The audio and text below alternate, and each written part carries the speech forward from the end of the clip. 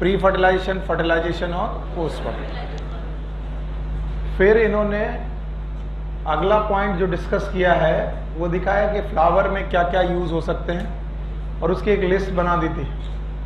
तो हमें पता चला था कि फ्लावर के बहुत सारे यूज हैं, लेकिन जो ये यूज लिखते हैं क्या फ्लावर इसी काम के लिए दुनिया में आया है? इस काम के लिए ये नहीं आया।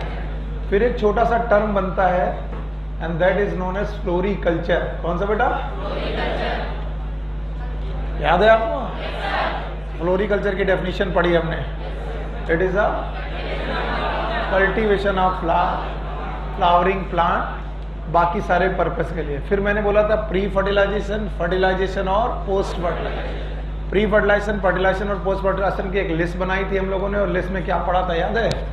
पढ़ा था कि कैसे स्पोरोफाइट से बनती है स्पोरोफिल, स्पोरोफिल से स्पोरेंजिया, स्पोरेंजिया से स्पोरोजिनस, और उनमें मियोसिस, और फिर स्पोर। फिर हम लोगों ने पढ़ा था एंड्रोसियम के बारे में, याद है? एंड्रोसियम के बारे में याद है? Androecium is made up of स्टेमन। कितने पार्ट थे? 2, एक फिलामेंट और एक फिलामेंट के कितने एंड? 2, एक प्रॉक्सिमल और एक डिस्टल। एंथर में कितने लोब? 2। कंडीशन बाइलोब और थिकस 2, डाइथिकस 4 कट थे। लेयर याद है? एपिडर्मिस, एंडोथीसियम, सब याद है? ये वाला पोर्शन कनेक्टिव है, ये दोनों थीका है और ये दोनों क्या है? Lobe, bilobe. इसके बाद हम लोगों ने पढ़ा था पॉलन ग्रेन के बारे में। पॉलन ग्रेन के बारे में सारी बातें पढ़ने के बाद हम लोगों ने देखा था इसकी लेयर कैसी है, और फिर हमारे पास आया था पॉलन से रिलेटेड बातें, कैसे पॉलन डेवलप होता है, बाहर वाला एक्साइन, अंदर वाला इंटाइन। ठीक है? स्पोरोपोलेनिन याद है? आप बताओ। इसके बाद हम लोगों ने pollen tablet and pollen syrups के बारे में पढ़ा था कि पॉलन के अपने कुछ अप्लाइड बायोलॉजी है। हमने पढ़ा था कि अप्लाइड बायोलॉजी में हम लोगों ने देखा था कि ये लोग एलर्जी भी करते हैं, याद है? और एलर्जी में अस्थमा और ब्रोंकाइटिस। फिर इनके यूजफुल भी काम है, याद है? जैसे pollen syrup and pollen tablet, pollen syrup और पॉलन टैबलेट। फिर हम लोगों ने पढ़ा था बेटा कि इनमें वायबिलिटी भी होती है। इसके बाद हम लोगों ने पढ़ा था गाइनीशियम, एंड्रोसियम की gynoecium, gynoecium is made up of carpel. 3 part थे, स्टिग्मा, स्टाइल, ओवरी। ओवरी की कैविटी याद है? Ovarian cavity. फिर याद है आपको ओवेरियन कैविटी में ओव्यूल था? ये सीधा है कि उल्टा? उल्टा, ये सीधा नहीं है। डायग्राम देखो, जब कभी भी फ्यूनिकल, माइक्रोपाइल और चलेजा एक सीध में होते हैं तब होता है सीधा। ये सीधा कि उल्टा? सीधा। तो ऑर्थोटॉपस के एनाट्रोपस? आउटर इंटेग्यूमेंट है, इनर इंटेग्यूमेंट है, न्यूक्लियस है, सैक का नाम एम्ब्रियोस। फिर कल मैंने आपको डिटेल में पढ़ाया था एम्ब्रियो सैक 7 सेल और 8 न्यूक्लियोस्टिक्स कैसे बनाता है, और फिर कल ही मैंने आपको पढ़ाया था पॉलिनेशन। क्या पढ़ाया था? पॉलिनेशन। तो आप देखते जाओ क्या क्या पढ़ लिया। पॉलिनेशन याद है? It is a transfer of pollen grain from anther to stigma, anther to, it is known as pollination. It is known as pollination. और पॉलिनेशन कितने प्रकार का था? 3। 2 की 3 है। एक कौन? ऑटोगैमी।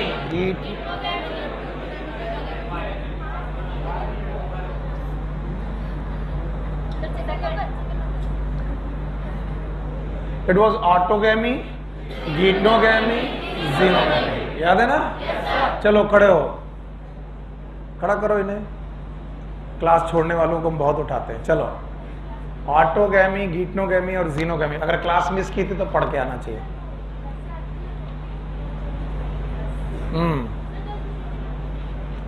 अभी तो सर्दियां चालू होंगी, सर्दियों के बाद जो है शाम वाली क्लास और मुश्किल में आएगी। सर अभी कैसे आएंगे हम लोग? I can manage. बैठो। 3 प्रकार का पॉलिनेशन था। एक कौन? Autogamy, geitonogamy, xenogamy. अच्छा भाई, ऑटोगैमी, गीटनोगैमी और जीनोगैमी में हम लोगों ने देखा था सेल्फ पॉलिनेशन और क्रॉस वाला देखा था। 2 थे सेल्फ पॉलिनेशन, बोलो कौन? ऑटोगैमी। पक्का? तो तीनों में डिफरेंस कोई बता पाएगा? सारे लोग? चलो भाई, ऑटोगैमी, गीटनोगैमी और जीनोगैमी में difference. Same flower, same plant. Different flower, same plant. ठीक। Different plant, different flower, functionally and genetically self. बोलो कौन? ऑटोगैमी। पक्का? Functionally and genetically cross. हाँ? Functionally cross, genetically self. बोलो। हाँ? पक्का? फिर हम लोगों ने ऑटोगैमी की कंडीशंस पढ़ी थी। आप खड़े हो, क्या नाम है आपका? हाँ हाँ, सचिन बेटा, ऑटोगैमी के लिए क्या क्या कंडीशंस जरूरी है? शाबाश। Flower must B bisexual. Anther और स्टिग्मा को दूर दूर की पास पास पास पास। ठीक।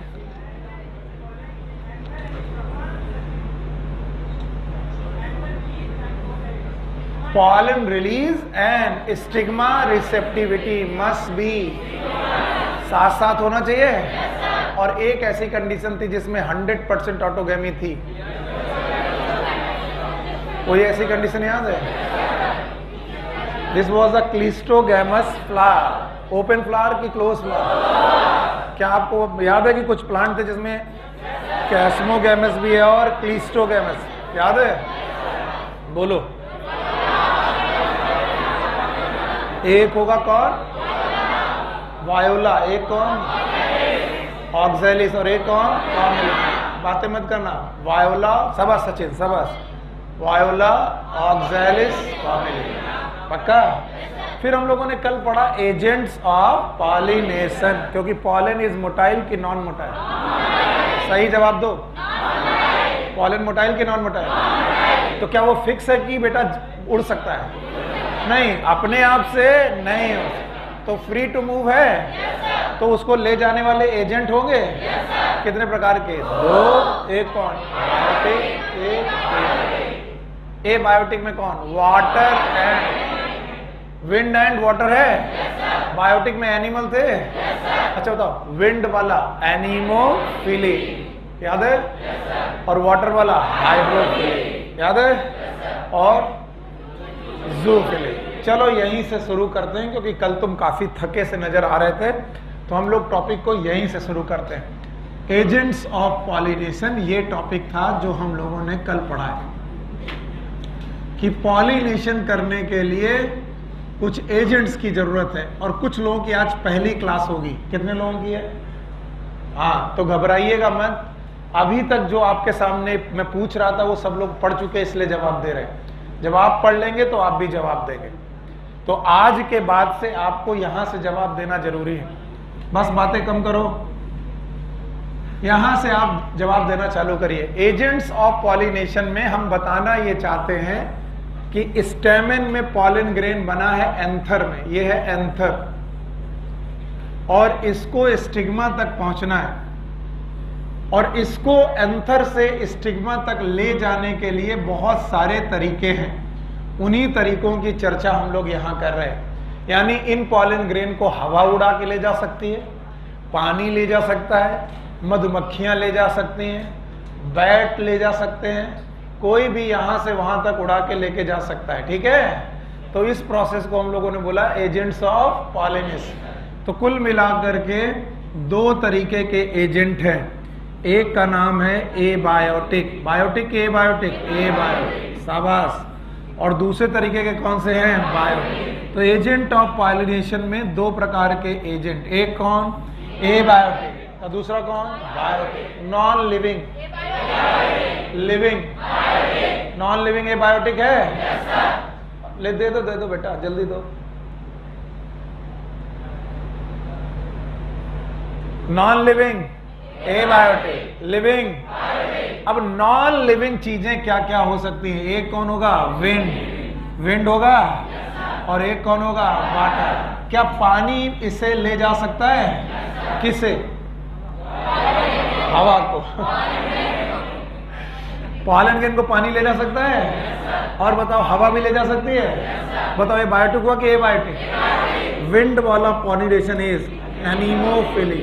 फिर से बोलो, thank you very much, anemophily. Water वाला याद है, इट इज हाइड्रोफिली। अगर पॉलिनेशन पानी से हो तो बोलो क्या, हाइड्रोफिली। और अगर बेटा एनिमल ये काम करें, बोलो it is zoophily, it is zoophily. तो एजेंट्स ऑफ पॉलिनेशन दो प्रकार के, एक एबायोटिक, दूसरा biotic.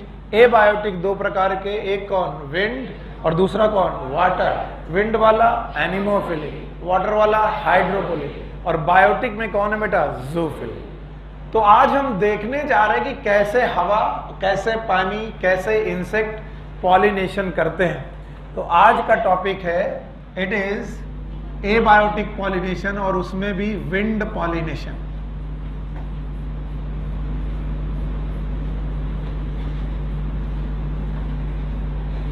Wind pollination, that is also known as anemophily.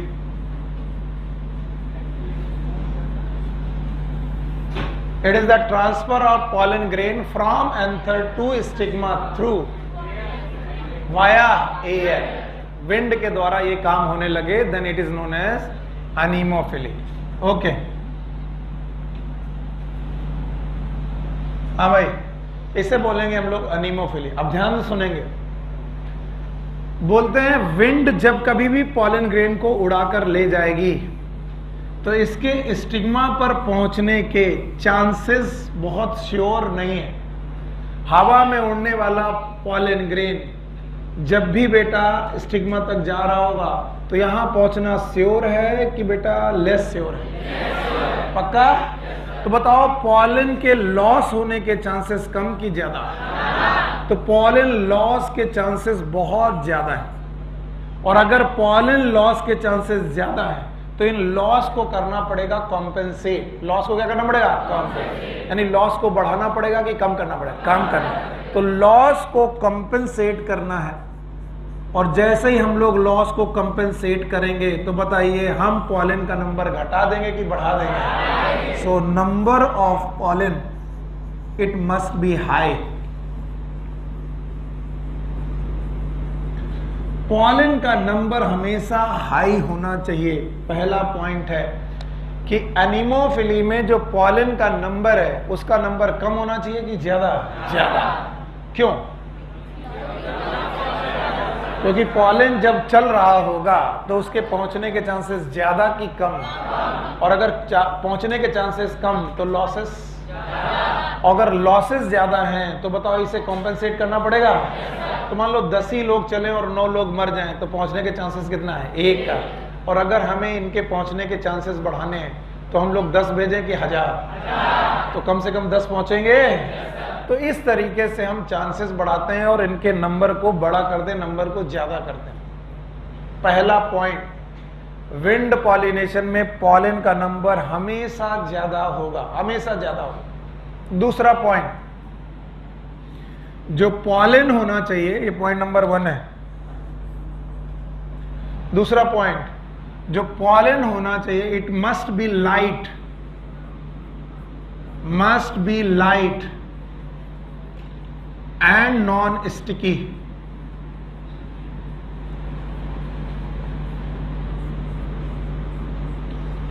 So pollen must be light and non sticky. अब इसे सोच के देखो, अगर पॉलन हैवी है, भारी है, तो बताओ उड़ पाएगा कि नहीं? नहीं उड़ पाएगा। और अगर पॉलन हल्का है तो उड़ जाएगा। तो बताओ, अगर हवा में उड़ाना है तो पॉलन को लाइट होना चाहिए कि हैवी? लाइट। और स्टिकी की नॉन स्टिकी? मान लो स्टिग्मा तक इसे पहुंचना है और बीच में एक छोटा सा पेड़ आ गया और पॉलन वहीं पर चपक गया क्योंकि पॉलन स्टिकी था। बताओ यहां पहुंच पाएगा कि नहीं? इसका मतलब पॉलन मस्ट बी हैवी और लाइट। लाइट। स्टिकी और नॉन स्टिकी? तो 2 चीजें बताओ, pollen must be, number must be high, number must be high. दूसरा, pollen must be light and non sticky. अच्छा बताओ, पॉलन फ्लावर में किस पार्ट से निकलते हैं? एंड्रोसियम की गायनीसियम? हाँ? और एंड्रूसियम किसके बने हैं? स्टैमेन।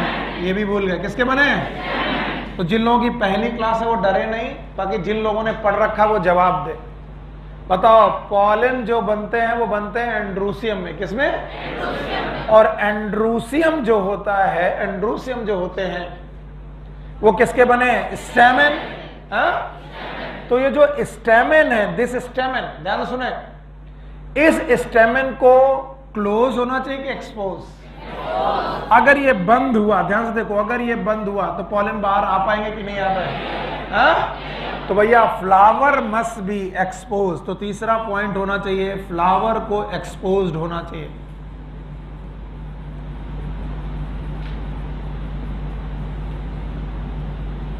फ्लावर को एक्सपोज्ड होना चाहिए। अगर फ्लावर एक्सपोज्ड है तभी बेटा एक्सपोज फ्लावर से पॉलन ग्रेन बाहर आ पाएंगे। अगर एक्सपोज फ्लावर नहीं है तो पॉलन ग्रेन बाहर नहीं आ पाए। तो भाई 3 बातें मुझे बताओ और बाकी रट्टा मत मारो, सोच के जवाब दो। बताओ, पॉलन किससे चल रहा है? हवा से। तो उसके पहुंचने के चांसेस बहुत ज्यादा हैं, बहुत कम है। तो लॉस होने के चांसेस, लॉस को कंपनसेट करना पड़ेगा। लॉस को कंपनसेट करने के कैसे? नंबर ऑफ पॉलन ग्रेन घटाएंगे कि बढ़ाएंगे? तो पहला requirement, number of pollen grain must be high.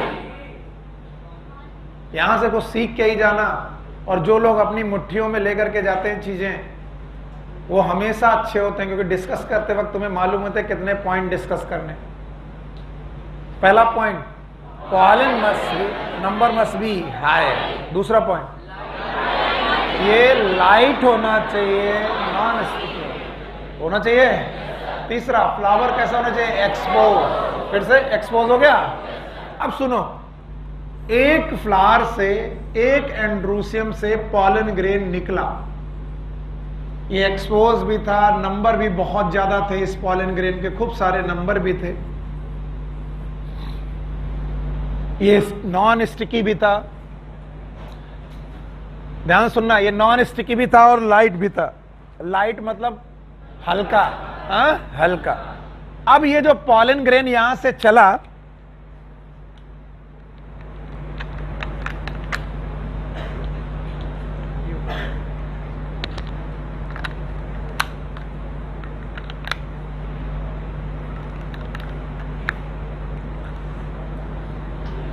ये जो पॉलन ग्रेन यहां से चला है, इसको दूसरे फ्लावर की स्टिग्मा तक पहुंचना है।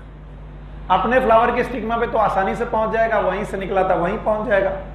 लेकिन मान लो इसे दूसरे फ्लावर की स्टिग्मा तक पहुंचना है। ये रही वो दूसरा फ्लावर और ये रही वो स्टिग्मा। अब बताओ, जो चीज हवा में आ रही है उसका पर्टिकुलर प्लेस में पहुंच जाने के चांसेस कब होंगे? जब वो बहुत छोटा हो कि बहुत बड़ा? बहुत छोटा। अरे आइटम, बास्केटबॉल देखी है, उसमें तुम्हें बास्केट करनी है, बास्केट बने बॉल फेंकनी है बास्केटबॉल में। तो अगर बास्केटबॉल का साइज बहुत बड़ा हो तो बताओ बॉल के पहुंचने के चांसेस बहुत कम। और अगर बहुत छोटा हो तो बहुत कम। तो बताओ, फ्लावर में पॉलन ग्रेन आना है, हवा उड़ के आई, यहां पर पॉलन ग्रेन गिर गया, बताओ पॉलिनेशन हुआ कि नहीं हुआ? यहां निकल गया, पॉलिनेशन हुआ कि नहीं हुआ? मान लो ये फ्लावर बड़ा होता तो पॉलिनेशन के चांसेस घटते कि बढ़ जाते हैं? तो चौथा पॉइंट यही लिखेंगे कि flower must be large. Flower को लार्ज होना चाहिए। जहां पर पहुंचना है उस फ्लावर को लार्ज होना चाहिए। पांचवा, ये भाई साहब तो नॉन स्टिकी हैं, और अगर स्टिग्मा भी नॉन स्टिकी हो गई तो ये पहुंचेंगे भी और सरक जाएंगे। समझ गए?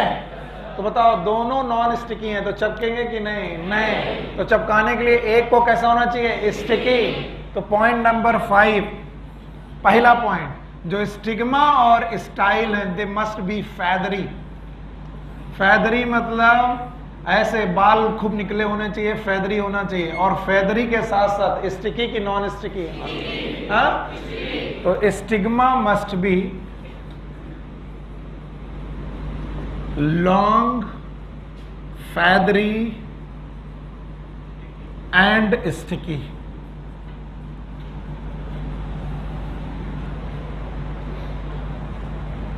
So how many of you know about the भुट्टा? भुट्टा भुट्टा, बाकी कह रहे हैं हम तो कंफ्यूज हैं, भुट्टा क्या होता है? भुट्टा देखा है? हाँ लिख दें, पता नहीं क्या पता है सर क्या पूछ रहे हैं। भुट्टा बेटा, आप लोग यहाँ कानपुर आते हो, फिर आपको कानपुर की हवा लगती है, कानपुर की हवा लगती है तो फिर आप जाते हो गंगा बैराज घूमने, गंगा बैराज घूमने जाते हो तो वहां पर तुम भुट्टा खाते हो। उनमें से 2-4 लोगों का मन करता है गंगा नहा ले, और फिर गंगा नहाने के लिए 2-4 उतरते हैं, उनमें से एक वापस। ये लगभग हर साल की कहानी है। तो अभी बेटा गंगा नहाने का समय नहीं है, तो वहां पर भुट्टे वगैरह बहुत मिलते हैं, इसलिए याद आ गया मुझे। तो हाँ, हम तो बहुत जाते हैं बेटा, हमारा तुम जरूर पूछ लो।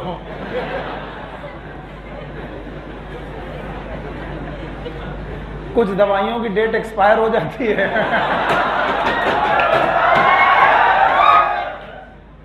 बस खुश। और अगर ये मैं बढ़ा दूं, देखना यहाँ पर क्लास में लोगों की जनसंख्या बढ़ जाएगी। अगर मैं ऐसी बदकही खूब करने लगूं, मजाक करने लगूं, दुअर्थी संवाद करने लगूं, क्या पढ़ाते भाई साहब। अगर डांट दूं कल क्यों नहीं आए थे, ये तो खड़ूस ही रहेगा, खरूस ही मरेगा। हम जानते हैं तो लोगों की हालत यही है, क्या करोगे? तुम्हारी उम्र में ऐसे ही होता है। सर से पूछ लो, सर क्या कर रहे थे? अरे भैया हमारे बीवी बच्चे हैं, घुमाने ले जाते हैं और डंडा भी रखते हैं बहुत लंबा, वहां जो वहां मिल जाता है उसको पहले में पूरा 5 क्वेश्चन पूछते हैं। हमारी वाइफ अक्सर पूछती है कि तुम घर में भी पढ़ाते हो, कोचिंग में भी पढ़ाते हो और यहाँ पर भी पढ़ाते हो? हम कहते हैं ऐसे ही मानेंगे तभी सेलेक्ट होंगे। तो जब भी वहां जाओ ये याद रखो, सुनील सर मिलेंगे, कितने क्वेश्चन पूछेंगे? 5 के जवाब दे दोगे तो कोई बात नहीं है, और नहीं दिया तो वहीं पर मुर्गा बनाते हैं। और बताओ सारे लोग आ जा रहे तो मुर्गा बने हो। खैर, ये जो भुट्टा है, इस भुट्टे से तुमने सिल्की हेयर देखे होंगे, देखे? सर हमने तो जब भी देखा छिला उथला देखा है, लेकिन जिन लोगों ने बंद भुट्टा देखा उसमें सिल्की हेयर देखे? These are stigma and style, style and stigma. याद रखना, ये स्टिग्मा और स्टाइल है, और इन्हें छुओगे तो बड़ा चिपचिपा होता है, सॉफ्ट होता है, बाद में स्टिकी भी होता है। इसका मतलब है जब भी पॉलन ग्रेन यहां तक पहुंचेगा, बताओ पॉलन ग्रेन इज स्टिकी कि नॉन स्टिकी? लेकिन stigma and style are sticky. तो बताओ पॉलिनेशन के चांसेस कम है कि ज्यादा? ज्यादा। कब? जब वो कैसे हैं? Long, feathery and sticky. पक्का? अब एक और कहानी बता दो, ये बता चुके हैं। बताओ पॉलन के पहुंचने के चांसेस ज्यादा से ज्यादा कि कम से कम? कम से कम। किसमें? पता नहीं सर, खुद कंफ्यूज है। अभी कह रहा था कि ज्यादा से ज्यादा, आप कह रहा है कम से कम। ये टीचर ही बेवकूफ है। चलो पहले इतना रिवाइज करो, रट्टा मारो। पहले बताओ, नंबर मस्ट बी हाई। हो गया? Okay. Number 2, it must be light and non sticky. कोई दिक्कत? Flower must be open, close की open? Open. And it must be large, और अगर लार्ज ना हो तो it should be in group. अगर फ्लावर लार्ज ना हो तो flower should be in group. Group में होना चाहिए। ग्रुप में होने पर किसी ना किसी एक का पॉलिनेशन जरूर हो जाएगा। और 5वां पॉइंट, जो स्टिग्मा है वो कहनी हो चाहिए long, feathery and sticky. Long, feathery and sticky. अब हटाओ, अब बोलो। Number must B, flower must be open, close की ओपन? पक्का? शाबाश, ओपन होना चाहिए। आगे बोलो। अच्छा, लाइट एंड नॉन स्टिकी। पक्का? आगे बोलो। अच्छा, अब बताओ स्टिग्मा इन स्टाइल हेयर ही होनी चाहिए, फैदरी होनी चाहिए, स्टिकी होना चाहिए, दोनों non sticky, pollen is non sticky, stigma is sticky, पक्का? अब ध्यान से सुनो बेटा, मैंने पहले ही बोला है कि एयर का पॉलिनेशन एक चांस फैक्टर है, it is a chance factor. Air से आने वाला पॉलन ग्रेन यहां पर पहुंचेगा, ये एक चांस की बात है। तो पॉलन यूं बहुत उड़े, कुछ पानी में गिरे बर्बाद हो गए, कुछ गर्म भट्टी में गिर गए बर्बाद हो गए, कुछ जाके दीवार से टकराए वहीं खराब हो गए।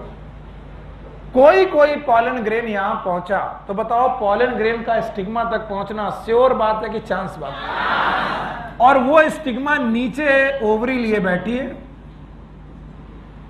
और उसके पास बहुत सारे ओव्यूल लिए बैठी है वो, और बहुत सारे ओव्यूल में बहुत सारे एम्ब्रियो सैक लिए बैठी है, और पहुंचे भैया अकेले एक, और एक पहुंचे और वो एक ही किसी को बेटा फर्टिलाइज कर पा रहे हैं, तो बाकी रखने का कोई फायदा है कि नहीं है? नहीं है।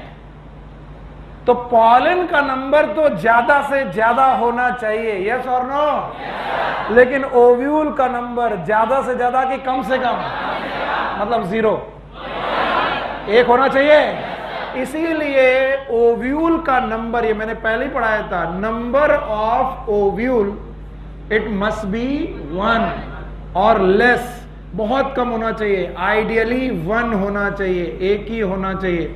और इसीलिए विंड पॉलिनेशन के वाले जितने भी बेटा फ्लावर होते हैं उनमें ओव्यूल का नंबर ज्यादा कि 1, जैसे वीट, राधे, और कौन? राइस, और कौन? मेज। बताइए वीट, राइस, मेज में ओव्यूल का नंबर ज्यादा कि कम?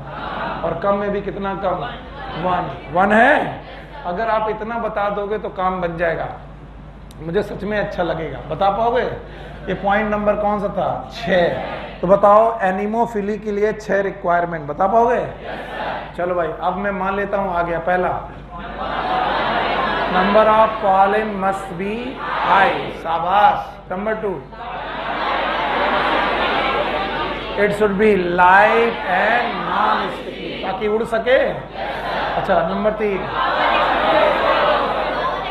फ्लावर लार्ज होना चाहिए, स्टिग्मा और स्टाइल हेयर लाइक फैदरी होनी चाहिए। बेटा इधर देखो सब लोग, हेयर लाइक फैदरी होनी चाहिए। ओव्यूल का नंबर कम से कम की ज्यादा है? कम से कम। और आइडियली कितना? पक्का?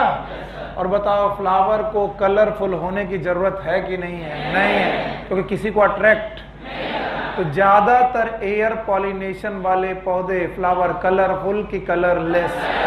जैसे गेहूं में बड़े बढ़िया बढ़िया फ्लावर निकलते हैं, निकलते हैं? नहीं निकलते। तो बताओ जितने रंग बिरंगे फ्लावर निकलते हैं वो किसको अट्रैक्ट करने के निकलते हैं? सेक्स। और जितने भी कलरलेस फ्लावर निकलते हैं वो किसी को अट्रैक्ट नहीं करते। क्या खा रहे हो? मसाला, गुटखा? खड़े हो? पिछली साल कहां पढ़ते थे? बरेली? अच्छा, तभी परिचित नहीं हो हमसे। क्या खा रहे हो? गुटखा? च्युइंगम? स्पेलिंग बताओ।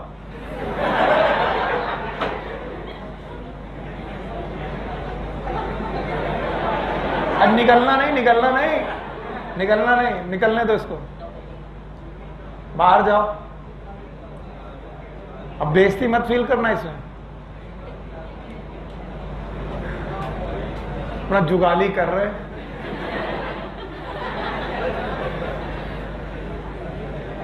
वैसे तो गर्मी में मन कम लग रहा, एसी काम ही नहीं कर रहा, कर रहा है तो कुछ चेंज कर सकते हो क्या? अच्छा अच्छा, टाइम वेस्ट मत करो भैया, देखो इतनी मुश्किल में बैठे हो, टाइम वेस्ट मत करो। चलो भाई, तो हम लोगों के 6 पॉइंट हो गए विंड पॉलिनेशन पे।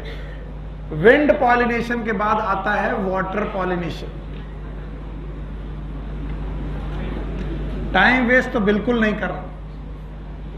जो मर मर के पढ़ रहे हैं इससे कुछ तो फायदा होना चाहिए। Water pollination is also known as hydrophily. Pollination by the help of water, it is a rare phenomena.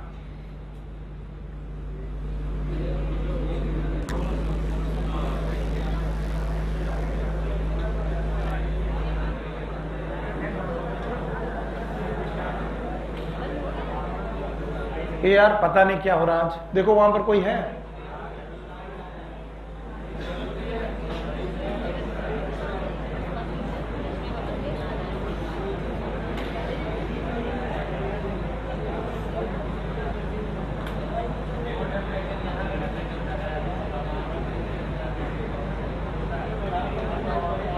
बिल्कुल शांत बेटा।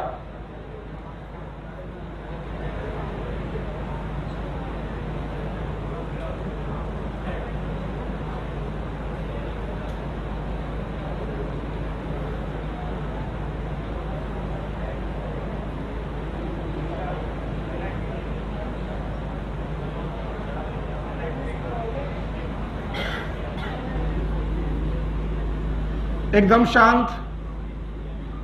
वाटर पॉलिनेशन अगेन, हाइड्रोफिली, फिर से मैंने बोला हाइड्रोफिली, और फिर से बोला it is a rare phenomena. बहुत रेयर फिनोमिना है। बहुत कम लोग ऐसे हैं जो लोग वाटर से पॉलिनेशन करते हैं, और वाटर से पॉलिनेशन करने वाले plant they are known as hydrophytes, जलीय पौधे, हाइड्रोफाइट्स। बोलते हैं मोस्टली मोनोकॉट हैं जो ऐसा काम करते हैं, और ऑलमोस्ट 30 जीनस हैं ऐसे, 30 जीनस है।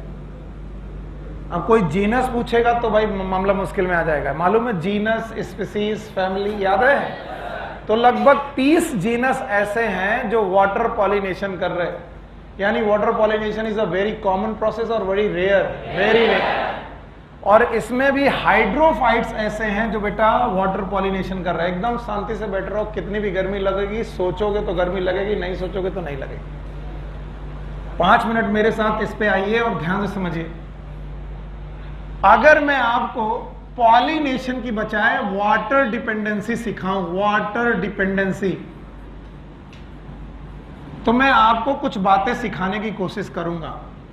एक तो थी एल्गी, इन्हें बोलते थे fish of plant kingdom. Fish of plant kingdom मतलब मछली जल की, तो उसकी जगह पर क्या बोलेंगे? एल्गी जल की रानी। जीवन उसका, हाथ लगाओगे बाहर निकालोगे।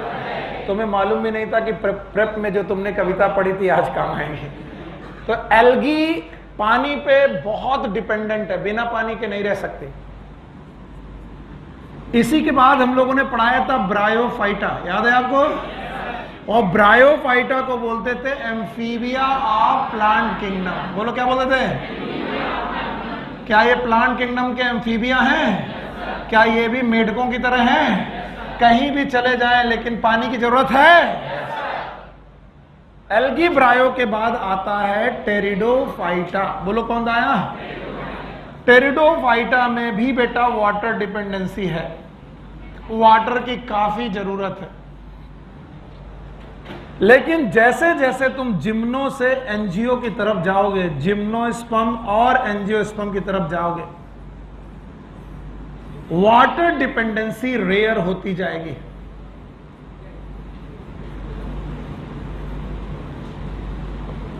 रेयर। और इससे हमें एक बहुत महत्वपूर्ण बात पता चलती है। वो बात यह है कि जो लोग जितना दूसरों पे डिपेंडेंट रहेंगे उनका डिस्ट्रीब्यूशन उतना नैरो होगा। मैं श्योर नहीं हूं कि एल्गी रेगिस्तान में मिलेगी, मिल ही नहीं सकती। एल्गी रेगिस्तान में नहीं मिल सकती क्योंकि एल्गी को पानी चाहिए। एल्गी बेटा आपको किसी एरिड रीजन में नहीं मिल सकती। एल्गी लैंड में ऐसे सूखी जगह पे नहीं मिल सकती। इसका मतलब है इन लोगों का डिस्ट्रीब्यूशन नैरो है। वहीं जिम्नोस्पर्म और एंजियोस्पर्म का डिस्ट्रीब्यूशन वाइड है, आप कहीं भी ढूंढो ये मिल जाएंगे। अब मैं पूछ रहा हूं, क्या एंजियोस्पर्म आपको पहाड़ों में मिलेंगे? सोच के बताना। मिलेंगे? क्या आपको मैदानों में मिलेंगे? क्या रेगिस्तान में मिलेंगे? यस मिलेंगे। झाड़ियां भी एंजियोस्पर्म में आती हैं, मिलेंगे? क्या पानी में मिलेंगे? तो जो अपनी डिपेंडेंसी दूसरों पे कम रखता है उसके ग्रो होने के, फैलने के चांसेस कम की ज्यादा। सर हम तो तभी पढ़ पाते हैं जब कमरा एकदम शांत हो, बल्ब जल रहा हो, धीमा धीमा म्यूजिक बज रहा हो, और सर मम्मी खाना बना रही हो और उधर से महक आ रही हो, मम्मी बीच बीच पूछेंगी बेटा कुछ खाओगे, तब सर हमें पढ़ने में मन लगता है। बताइए अब पढ़ाई आपकी डिपेंडेंट है कि इंडिपेंडेंट? डिपेंडेंट। इंडिपेंडेंट। तो बताओ आपका पढ़ना ग्रो कर पाएगा कि नहीं? नहीं। एक आदमी कह रहा सर पहाड़ में बैठा दो, हम पढ़ लेंगे। रेगिस्तान में भेज दो, हम पढ़ लेंगे। हमको स्विमिंग पूल में फेंक दो, किताब ऊपर रहनी चाहिए, हम पढ़ लेंगे। इसका मतलब ये बंदा पढ़ाई में किसी पे डिपेंड नहीं है। Yes I know the 2 persons. मेरी जिंदगी में ऐसे 2 दोस्त मेरे पास आए और उन्होंने हर एग्जाम क्वालिफाई किया, हर एग्जाम। एम्स को छोड़कर लगभग हर एग्जाम उन्होंने क्वालिफाई किया। उस समय BHU एग्जाम होता था, AFMC एग्जाम होता था, ऑल इंडिया PMT होता था जैसे भी नीट है, और CPMT होता था, इवन AMU होता था, अलीगढ़ मुस्लिम यूनिवर्सिटी के एग्जाम होते थे। इतने एग्जाम थे और जिस भी एग्जाम को उन्होंने दिया उस एग्जाम को उन्होंने पास किया। जानते हो उनका रूल क्या था जिंदगी का? मैं शेयर करता हूं, कुछ एक आधे बच्चे अगर ऐसा कर देते तो काम कर जाता है। जब तक वो जागते थे पढ़ते थे, और जब वो सोते थे तो सोते थे, जाग गए तो पढ़े। मजाक लगेगा आपको, यस वो इतने गंदे लोग थे कि वो वॉशरूम में भी जाकर के पढ़ते थे। अब तुम सोच लो, वो 1 सेकंड भी बर्बाद नहीं करते। आज वो लेफ्टिनेंट कर्नल बनकर के FMC में चंडीगढ़ में पोस्टेड है, और मैं क्या कर रहा हूं? तो भैया अपने समय का प्रयोग, अपने समय का उपयोग कितनी अच्छी तरीके से आप कर पाओगे, वैसा सिलेक्शन आपका हो जाएगा। इसीलिए यहां पर सीखने की बात है, जिन लोगों ने पानी में डिपेंडेंसी रखी वो लोग बहुत फैल पाए कि नहीं? नहीं। और जिन लोगों ने पानी में डिपेंडेंसी कम रखी उनके फैलने के चांसेस ज्यादा। क्या वो हर जगह मिलेंगे? यस। तो किसी भी चीज में डिपेंडेंसी मत रखो। सर गर्मियां चल रही हैं, हम तो सर्दियों में पढ़ते हैं, फिर डिपेंड हो गए। हर हाल में केवल पढ़ाई करना है, तब आगे बढ़ोगे। तो अब मैं क्या बताना चाह रहा हूं कि जैसे जैसे तुम हायर प्लांट्स में जाओगे वाटर डिपेंडेंसी कम होगी कि ज्यादा? और उनके डिस्ट्रीब्यूशन ज्यादा। ज्यादा। अब सुनो, वाटर पॉलिनेशन का दूसरा नाम हाइड्रोफिलिक। कॉमन बात की रेयर बात? मोस्टली डायकॉट की मोनोकॉट। कितने जीनस इन्वॉल्व हैं? 30 है। बताओ लोअर प्लांट में वाटर डिपेंडेंसी कॉमन थी कि रेयर? पता नहीं। लोअर प्लांट मतलब एल्गी, कॉमन की रेयर?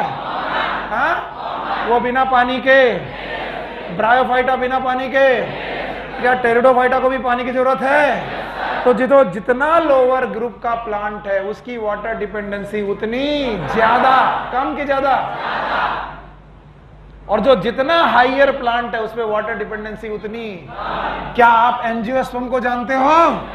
और एंजियोस्पर्म में वाटर डिपेंडेंसी बहुत सारे लोगों की बहुत कम, वो भी डायकॉट की मोनोकॉट?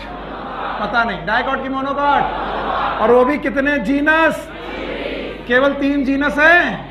तो 30 जीनस ऐसे हैं जो बेटा वाटर डिपेंडेंसी शो करते हैं, क्योंकि उन्हें वाटर पॉलिनेशन करना है। और इन पौधों को बोलते हैं हम लोग हाइड्रोफाइट्स। क्या बोलते हैं? हाइड्रोफाइट्स। और आज मैं इन हाइड्रोफाइट्स की प्रजातियों से आपको मुलाकात करवाता हूं। हाइड्रोफाइट्स वो पौधे हैं जो पानी में रहते हैं, और पानी में 3 तरीके से पौधे रह सकते हैं। कुछ ऐसे पौधे हैं बेटा जो पानी में तो रहते हैं लेकिन पानी में डूब कर रहते हैं, और उनके फ्लावर भी पानी में डूबे हुए निकलते हैं। These are known as submerged plant. Submerged plant, डूबे हुए पौधे जो सतह तक नहीं आ पाते, ऐसे पौधों को बोलते हैं सबमर्ज्ड प्लांट।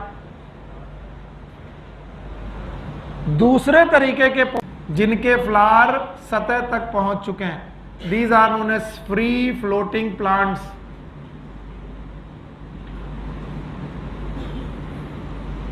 और तीसरे तरीके के पौधे हैं जो बेटा प्लांट पानी में तो हैं लेकिन पानी के ऊपर निकल आए हैं, these are emerged plant.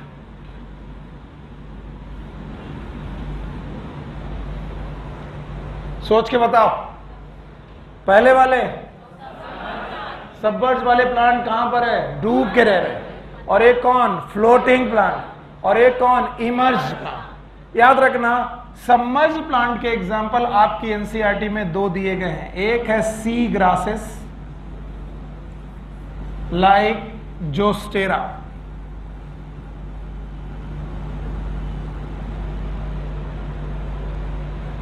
Free floating के दो एग्जाम्पल दिए हैं लाइक हाइड्रिला एंड वेलिस्नेरिया।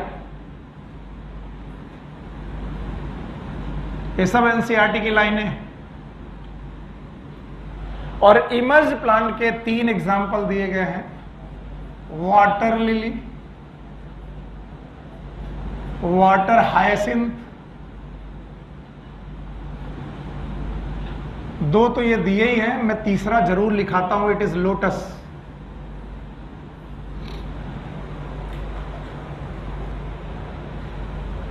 हाँ भाइयों बहनों, एंजियोस्पर्म में वाटर पे डिपेंडेंसी कॉमन की रेयर?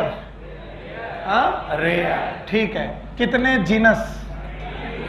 कितने हैं? 30। वो भी डाइकॉट की मोनोकॉट। और इन पौधों का नाम हाइड्रोफाइट्स है। और हाइड्रोफाइट में से कितने एग्जाम्पल हैं याद है? बोलो, सबमर्ज के एग्जाम्पल क्या है? Sea grasses. बोलो क्या बेटा? क्या इनमें से एक एग्जाम्पल जोस्टेरा है? चलो भाई, सी ग्रासेस एंड जोस्टेरा। बताओ फ्लोटिंग के एग्जाम्पल? Hydrilla and Vallisneria. अच्छा बताओ इमर्ज्ड के example? Water lily and water hyacinth. जरा सोच के बताओ, ये पानी की सतह, ये इमर्ज्ड प्लांट का फ्लावर। इस इमर्ज्ड प्लांट से पॉलन ग्रेन निकला और वो पानी में गिरा। अब पानी इसे बहा के ले जा रहा है और इसमें निकली है स्टिग्मा। क्या निकली है? स्टिग्मा। जैसे ही वो यहां पहुंचा, उछला और यहां पर पहुंच गया। पॉसिबल कि इम्पॉसिबल? हाँ, इम्पॉसिबल। अगर कोई इमर्ज्ड पौधा, कुछ लोग बोलेंगे काहे नहीं पॉसिबल है? पॉसिबल तो है यार। अगर जमीन ऐसे गिरा, पानी में गिरा, फिर पानी में टलते टलते यहां तक गया, फिर उछल गया, स्टिग्मा तक पहुंच गया। पॉसिबल और इम्पॉसिबल? हाँ? तो बताओ, जो इमर्ज्ड पौधे हैं क्या ये पॉलिनेशन वाटर से करते होंगे? पता नहीं। करते होंगे? इसका मतलब वाटर लिली, वाटर हायसिंथ और लोटस का पॉलिनेशन वाटर से होगा कि नहीं होगा? नींद आ रही? होगा कि नहीं होगा? तो फिर कौन करेगा? या तो करेगा इंसेक्ट और या तो विंड। याद रखना, इनका पॉलिनेशन किससे होगा? इंसेक्ट और विंड्स। अब बचे सबमर्ज्ड और फ्री फ्लोटिंग। सोच के देखो, ये एक फ्री फ्लोटिंग पौधा है जिसके पॉलन ग्रेन निकले, पॉलन ग्रेन पानी पे निकले, और दूसरा फ्री फ्लोटिंग पौधा है जिसकी स्टिग्मा पानी में है। बताइए, ये पॉलन ग्रेन पहुंचते पहुंचते क्या यहां पहुंच जाएगा? यस। No sir. तो क्या फ्री फ्लोटिंग लोग बेटा पॉलिनेशन बाय वाटर कर सकते हैं? यस। और सर सबमर्ज तो कर ही सकते हैं। यहां से पॉलन ग्रेन निकला और दूसरे फ्लावर के सबमर्ज पॉलन के फ्लावर के अंदर स्टिग्मा में पहुंच गया। तो बताओ कौन कौन से लोग हैं जो बेटा पॉलिनेशन कर सकते हैं? बोलो। Submerge and free floating. नहीं मजा आया यार? सबमर्ज एंड फ्लोटिंग याद रहेगा। और जो इमर्ज हैं वो करेंगे कि नहीं करेंगे? बताओ कौन कौन? Water lily, water hyacinth, lotus. मुझे तो यही डर लग रहा कि यहां बता पाओगे। बताओ हाइड्रोफाइट कितने प्रकार के? हाँ 3। एक डूब के रहेंगे? बोलो कौन? एग्जाम्पल याद है? बोलो कौन? हाँ सी ग्रासेस और जोसेरा है, फ्लोटिंग फ्लावर है, नाम बताओ। हाइड्लायन, वेलिस्नेरिया, इमर्ज्ड फ्लावर है, नाम बताओ। Water lily, water hyacinth and lotus. Water lily, water hyacinth और लोटस में फ्लावरिंग में जो फ्लावर हैं उनमें पॉलिनेशन पानी से कि हवा से या फिर इंसेक्ट से? इसका मतलब पानी से जो बेटा पॉलिनेशन होगा वो कितने लोगों में? 2। या तो डूब के रहो या तो बताओ कौन कौन लोग हैं जो वाटर पॉलिनेशन कर सकते हैं? सबमर्ज और फ्री फ्लोटिंग। आप सुनो, सबमर्ज और फ्री फ्लोटिंग का जो पॉलन ग्रेन है वो पानी में चल रहा है। ये मान लो ये बेटा पानी है, तो पानी में चलने वाला जो पॉलन ग्रेन है वो पॉलन ग्रेन गोल गोल नहीं होना चाहिए। क्यों? क्योंकि इससे रेजिस्टेंस मिलेगा, वाटर से बेटा इसको रेजिस्टेंस मिलेगा। किसको? क्या फर्क पड़ता है सर, बोलते रहो, हम सर खुजलाते रहेंगे। अगर पॉलन गोल हुआ तो पानी में मूव करेगा तो बेटा पानी की धाराओं में रेजिस्टेंस मिलेगा? No sir. तो बताओ इसके बेटा डिस्ट्रॉय होने के चांसेस कम के ज्यादा? तो पहली बात तो बेटा पॉलन के वैसे भी डिस्ट्रॉय होने के चांसेस ज्यादा हैं, क्योंकि किससे जा रहा है? वाटर से। और वाटर मतलब इंटरनल मीडियम के एक्सटर्नल? एक्सटर्नल। और एक्सटर्नल मीडियम में वाटर बेटा पॉलन के लॉस होने के चांसेस ज्यादा। तो पहला पॉइंट, पॉलन का नंबर पहले ही ज्यादा होना चाहिए। Pollen number must be high. दूसरा, पॉलन का जो स्ट्रक्चर होना चाहिए it should B ribbon like. Ribbon like होने से क्या फायदे होंगे? अब ये रहा तुम्हारा पॉलन। अब कहोगे सर ये पॉलन है? हाँ यही पॉलन। अब पॉलन अगर रिबन लाइक है तो पानी पर चलते वक्त इसके रेजिस्टेंस मिलने के चांसेस कम की ज्यादा? कम। नींद आ रही है? सर दर्द हो रहा? गर्मी की वजह से? शोर की वजह से? कथक करे? मुद्रा ले? सर ये सब क्या पढ़ा रहे हो? इंटरेस्ट नहीं आ रहा है। अब सर क्या खुद रिबन बन जाए? मुश्किल है बेटा, समझना पड़ेगा। इनसे भी एक क्वेश्चन आएगा तो आएगा और वो 4 नंबर दे के जाएगा, और नहीं आया तो -1। तो पढ़ाई कितनी भी खराब हो इसे बड़े प्यार से करते हैं। पॉलन नंबर कैसा होना चाहिए? कम की ज्यादा? ज्यादा। और इसको कैसा होना चाहिए? Ribbon like. और रिबन लाइक होने से वाटर रेजिस्टेंस कम मिलेगा कि ज्यादा? खुद सोचो, अगर एक तुम रिबन पानी में छोड़ दो तो क्या वो आराम से चला जाएगा? यस। और बोलते हैं ये जो पॉलन ग्रेन है इसको वेट भी नहीं होना चाहिए। बोले पगला गए हो, पानी में गिर रहे हो और गीला ना हो। हम भी कुछ आज बेवकूफी भरी क्वेश्चन पढ़ाते हैं। तुम पानी में कूदो और तुम गीले ना हो, ऐसा पॉसिबल है? अगर मैं तुम्हें पॉलीथीन में बांध के फेंकूं तो कौन गीला होगा? पॉलीथीन। आप गीले? पक्का? ठीक वैसे ही बोल रहे कि जो पॉलन ग्रेन जा रहा है इसे सर गीला नहीं होना चाहिए। तो बोले पानी में जाके गीला ना होने का केवल एक ही तरीका है, आप अपने चारों तरफ कोई कवरिंग रखो। Yes, they are covered by mucilage covering। कैसी कवरिंग? Mucilage covering. और म्यूसिलेज कवरिंग क्या करेगी? ये इट प्रिवेंट फ्रॉम वेटिंग। ये टॉपिक ऐसा ही है बेटा, और इसको ऐसे ही निकालना पड़ेगा। बस खत्म ही होकर के आ गया, एकदम खत्म ही होने वाला है बस। बताओ अब इसके पहले कौन सा पॉलिनेशन पढ़ा था? Air pollination. एयर पॉलिनेशन का दूसरा नाम कौन सा नाम? एनिमोफिली था? इसीलिए जगाना पड़ता है। अब बोलो, एनिमोफिली था? 6 पॉइंट थे?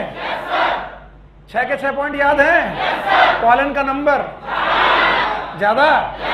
इसका मतलब जाग रहे हो। अच्छा बताओ, it's must be light and non sticky. Flower large होना चाहिए, ओपन होना चाहिए, स्टिग्मा स्टाइल हेयरी होनी चाहिए, फैदरी होनी चाहिए और स्टिकी होनी चाहिए। ओव्यूल का नंबर कम से कम आइडियली। पिंड पॉलिनेशन हो गया।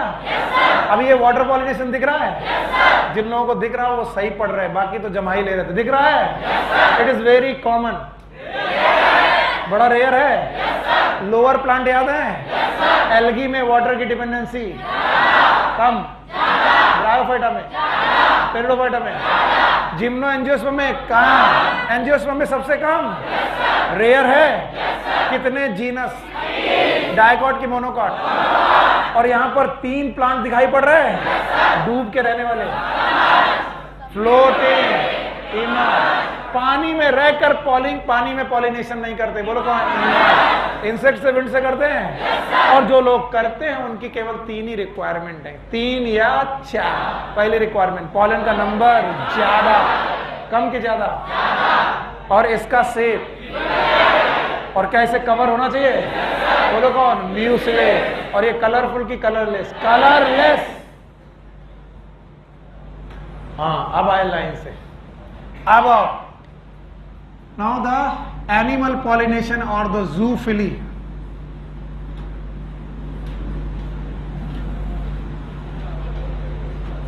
That is also known as biotic pollination.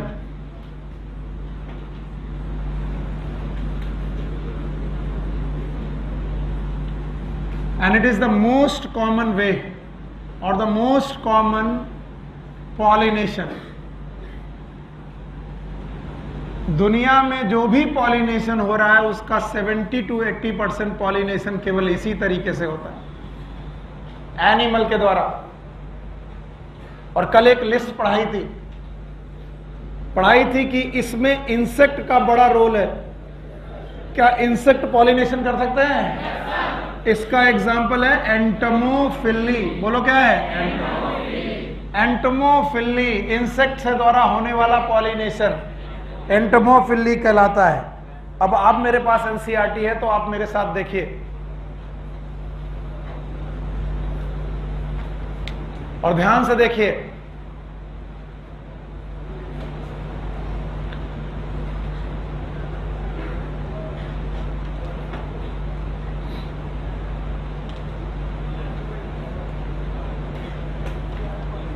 और अपनी बुक में भी देखिएगा तो ठीक ही रहेगा।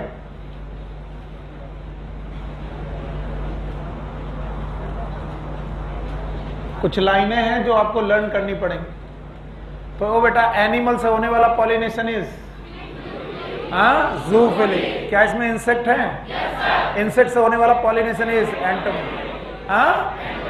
एंटमोफिली होगा। आप देखिए, एंटमोफिली में हम लोग कौन कौन से इंसेक्ट हैं वो गिनने जा रहे हैं, और उसीलिए मैंने ये बेटा चैप्टर ऑन किया है, और कोई बात नहीं है। यस, ये पेज है। इतने सारे पेज पढ़ डाले 4-5 दिनों में। घर में एनसीईआरटी पढ़ रहे हो? पक्का? समझ में आ रही है? तो चलो अब देखो ध्यान से कि कौन कौन से लोग यहां पर लिखे हुए हैं जो पॉलिनेशन करते हैं। Range of animal as a pollinating agent. अब मैं इंसेक्ट गिन रहा हूं, इंसेक्ट मेरे साथ गिनो। बोलो कौन? Bees, butterfly, flies, beetle, rats, ants, moth. पागल, मैंने केवल इंसेक्ट के नाम लिए थे। इंसेक्ट में तुमने बर्ड जोड़ दी। अब बोलो इंसेक्ट, चिल्ला लो। बोलो कौन? Bees, butterfly, fly, beetle, rats, ants, moth. एक बच्चे ने मुझसे बोला कि सर चींटियां कैसे पॉलिनेशन कर सकते? तो वो लोग नहीं जानते जो लोग कभी गांव में आम के पेड़ पर नहीं चढ़े, वरना जो लोग आम के पेड़ पर चढ़े हैं उन्हें एक एंट से मुलाकात हुई है। नाम बताओ। रेड एंट। लाल लाल चींटी है, और जो एक बार ये चपक जाए भाई साहब, तो फिर आप केवल तालाब ढूंढते हो। तो बहुत सारी चींटियां ऐसी हैं जो बेटा पेड़ों में रहती हैं और जो पॉलिनेशन कर रही हैं। दुनिया का सबसे मेजर पॉलिनेशन हनी बी कर रही है। हनी बी को हनी कलेक्ट करना है और फ्लावर तक जाना ही है, तो हनी बी बेटा सबसे ज्यादा पॉलिनेशन में हेल्प कर रही है। और इंसेक्ट से होने वाले पॉलिनेशन का नाम है एंटमोफिली। हल्के में मत लो किसी भी चीज को, एनसीईआरटी की लाइनें। इसके अलावा बर्ड्स भी फ्लावरिंग कर रही हैं, बर्ड्स। और बर्ड्स की फिली का नाम ऑर्निथोफिली। फिर से बोलो। और ऑर्निथोफिली में दो बर्ड्स के नाम है, बोलो कौन? Sunbird and humming bird. एक सनबर्ड है और एक हमिंग बर्ड है ना। सुनो हमें क्या है, इंडिया की सबसे छोटी बर्ड इट इज सनबर्ड, और पूरे विश्व की सबसे छोटी bird it is humming bird. इस हमिंग बर्ड का शेप, साइज एक थंब के बराबर है, आपके अंगूठे के बराबर। This is the only bird of the world that can fly forward and backward. कुछ लोग कहते हैं सर कौवा भी तो फॉरवर्ड बैकवर्ड उड़ता है, ऐसे उड़ रहा था फिर ऐसे हो गया ना। It can be like this. ऐसे कोई पक्षी नहीं उड़ पाता हमिंग बर्ड के अलावा। एक अकेली बर्ड है जो बेटा किसी भी फ्लावर के सामने बहुत तेज पंख फैला फड़फड़ा के रह सकती। That's why the sound is hum, it's the sound of wings. और उसका नेक्टर चूसती है, और जब नेक्टर बेटा सक कर रही होती है उसी समय पॉलिनेशन करती है। अब कौवा फूल के ऊपर गया, फूल बचेगा कि गिर जाएगा? तो दो बर्ड्स हैं, एक हमिंग बर्ड और एक सनबर्ड। ये पॉलिनेशन कर रही हैं ये पॉलिनेशन कर रही हैं ताकि आपका ये पॉलिनेशन बर्ड्स के द्वारा हो सके। मैंने इसीलिए यहां पर लिखा इंसेक्ट। तो इंसेक्ट के नाम आपकी बुक्स में लिख लीजिएगा जो है। इंसेक्ट से होने वाले पॉलिनेशन एंटमोफिली। बोल पाओगे? बोलो। बीज गए, बीज है, बटरफ्लाई है। इसके अलावा बर्ड्स हैं, बोलो कौन कौन सी बर्ड्स हैं? सन बर्ड। और बेटा बहुत गड़बड़ कर रहे हो आज की क्लास, मुझे उतना लेवल में मजा नहीं आ रहा जैसे रोज पढ़ते हो, आज गड़बड़ कर रहे हो। सन बर्ड और हमिंग बर्ड है। इसके अलावा बैट भी पॉलिनेशन कर सकता है। कौन? कौन? चमगादड़। चमगादड़ से बेटा फ्लावरिंग हो सकती है, बोलो कौन? कायरेप्टरोफिली। फिर से बोलो। और इसके अलावा स्नेल भी फ्लावरिंग कर सकते हैं, बोलो कौन? मलेकोफिली। फिर से बोलो। इसके अलावा एनसीईआरटी ने कुछ और नाम दिए हैं, बोले there are some larger animal also. और भी बड़े बड़े एनिमल्स हैं जो बेटा पॉलिनेशन कर सकते हैं। जैसे कुछ लिजर्ड्स हैं, छिपकलियां हैं, बड़ी बड़ी छिपकलियां, जैसे गार्डन लिजर्ड और गेको लिजर्ड।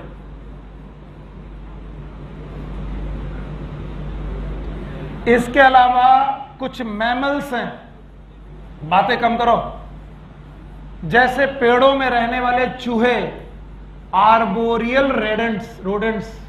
आर्बोरियल का मतलब ये होता है ट्री ड्वेलिंग। आर्बोरियल का मतलब ये होता है पेड़ों में रहने वाले चूहे, आर्बोरियल रोडेंट्स। इसके अलावा एक प्राइमेट्स का मेमल भी है, दैट इज लेमर्स। ये बंदरों जैसा है और ये भी बेटा रहता है पेड़ों पर। इसके अलावा कभी कभी शाहरुख खान सरसों के खेत में तुझे देखा तो, हाँ बस बस बस, और वो फूलों को टच करते हुए जाते हैं, तो एक फूल का परागकण दूसरे की स्टिग्मा पर चिपका देते हैं। प्रोसेस का नाम पॉलिनेशन। शाहरुख खानोफिली नहीं, वेरी गुड। तो देखो भाई ये नाम है और इनको सीख लो, क्योंकि ये बहुत बार पूछे जा चुके हैं लोकल कोचिंग के एग्जाम में। ऑल इंडिया में अभी तक नहीं आया, पर किसी भी दिन आ सकता है। बताओ। इंसेक्ट से एंटमोफिली, बर्ड से सनबर्ड और हमिंग बर्ड, बर्ड से होने वाली बैट से होने वाली कायरेप्टरोफिली, और बर्ड से होने वाली फिली का नाम ऑर्निथोफिली। फिर से बोलो। Thank you very much. और बताओ। स्नेल से होने वाली फिली मेलेकोफिली। लार्जर मैमल है लार्जर एनिमल हैं, बोलो कौन कौन? लिजर्ड, बोलो कौन? गार्डन लिजर्ड और गेको लिजर्ड। मैमल्स हैं, बोलो कौन? आर्बोरियल। प्राइमेट्स हैं, बोलो कौन? लेमर्स। काफी कहानियां सुन ली तुमने। अब तुमको एक चीज बताता हूं, animal word is a selfish word.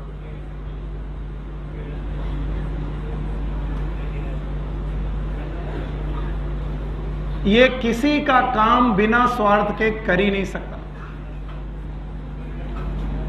और इस पॉइंट पर मैं साइंस के साथ साथ मोरल साइंस आपके साथ डिस्कस करता हूं। डू यू हैव 5 और 10 मिनट्स? मेरी बात सुन पाओगे? हाँ, एक बात ध्यान से सुनो। वेदर इट इज बॉयज और girls, most of the time girls in India, उनके लिए बहुत कॉमन बात, बहुत जरूरी बात, अगर कोई भी व्यक्ति आपको कोई भी फेवर कर रहा है और आपको वो फेवर लेना अच्छा लग रहा है, प्लीज इसे डिनाई कर दीजिए, मना कर दीजिए।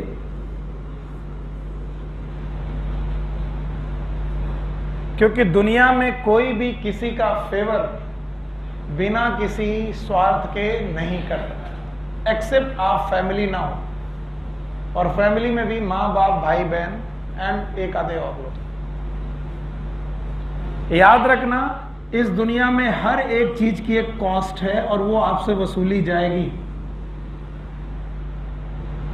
मैंने अपने दोस्त से मदद ली ड्यूरिंग माई एमबीबीएस स्टडीज। कहानी मेरी सुनाने के लिए है नहीं, मैं दुखड़े सुनाता नहीं, लेकिन सुना रहा हूं। मेरे पास पैसे नहीं रहते थे, मैंने मदद ली क्योंकि संडे को मेस ऑफ रहता था। वैसे मेस वाला मुझे फ्री में खिलाता रहता था, मतलब उधारी में, पर संडे को ऑफ रहता था तो सारे लोगों को बाहर खाना जाना पड़ता था। तो या तो मैं सैटरडे को खाऊं, संडे पूरा भूखा रहूं और मंडे तक वेट करूं कि मेस खुले और मैं फिर से खाऊं। तो ये मैं करता था कि सैटरडे की नाइट को मैं खा लेता था, फिर संडे पूरा भूखा रहता था और फिर मंडे, खुददारी थी मेरी कि मैं किसी से मांगता नहीं था, और मंडे को मैं खाना खाता था जब मेस खुलती थी 12 बजे। ये बात मेरे दोस्तों को पता चल गई कि सुनील के पास पैसे नहीं रहे, तो वो उन्होंने अपनी तरफ से ऑफर किया, अरे क्या बात कर रहे हो यार, हम लोग खाने चलते हैं, तुम थोड़ा सा खा लोगे तो क्या फर्क पड़ता है। मैंने मना किया, मैंने खा लोगे तो क्या फर्क पड़ता है। और फिर वो मुझे सैटरडे के बाद संडे को अपने साथ खाना खिलाने ले जाने लगे। फिर एक दिन हमसे इन दोस्तों से थोड़ा बहस हो गई, पंगे हो गए, तो उन्होंने सबसे पहले यही बात कही, खाने को नहीं था तेरे पास, तब हमने तेरे मुंह पे निवाले डाले। उस दिन लगा कि जो खाया है सब उल्टी मार करके बाहर करके इनके मुंह पे मार दो। तो अपनी खुददारी जिंदा रखिए और किसी का फेवर मत लीजिए। ये बॉयज के लिए बोल रहा हूं। Now girls, particular as per आपको बहुत सारे लोग अचानक बहुत सारी चीजें ऑफर करने लगते हैं, चलो ये दिलवा दें, चलो मूवी देख लेते हैं, चलो पार्टी कर लेते हैं, चलो ये कर लेते हैं। It's a trap my dear. आपको भी मजा आता है, बड़े बढ़िया फ्रेंड हैं, बड़े अच्छे लोग हैं, इट्स अ ट्रैप। बस इससे ज्यादा मैं कुछ नहीं कहूंगा। अपनी खुददारी जिंदा रखिए। जब तक किसी भी कंसीडरेशन के बिना कोई फेवर मिले, फेवर लेंगे कि डिनाई करेंगे? नहीं चाहिए। It's okay, thank you very much. अब आप देखिए इस कहानी को मैंने कैसे सिखाया। एक फ्लावर ने कहा कि बहन तुम्हें इतना ही तो करना है कि तुम्हें यहां से पॉलन ग्रेन उठाना है और तुम्हें इस वाली स्टिग्मा पे जाकर के डाल देना है, और तुमको भगवान ने उड़ने के लिए पंख भी दिए हैं और तुम्हारा नाम है इंसेक्ट। तुम्हें तो दिन भर उड़ना है, बेवजह तुमको यहां से वहां उड़ते रहना है। तो हे इंसेक्ट बहन, हे मधुमक्खी, तुम मेरा पॉलन ग्रेन उठाओ और यहां से यहां तक डाल दो। मधुमक्खी बोली, हमारा फायदा क्या है, व्हाट इज माई रिवॉर्ड।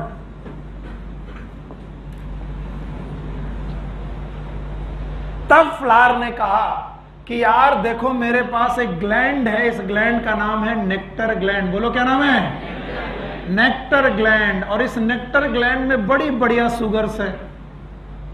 आप इस नेक्टर को खा लो।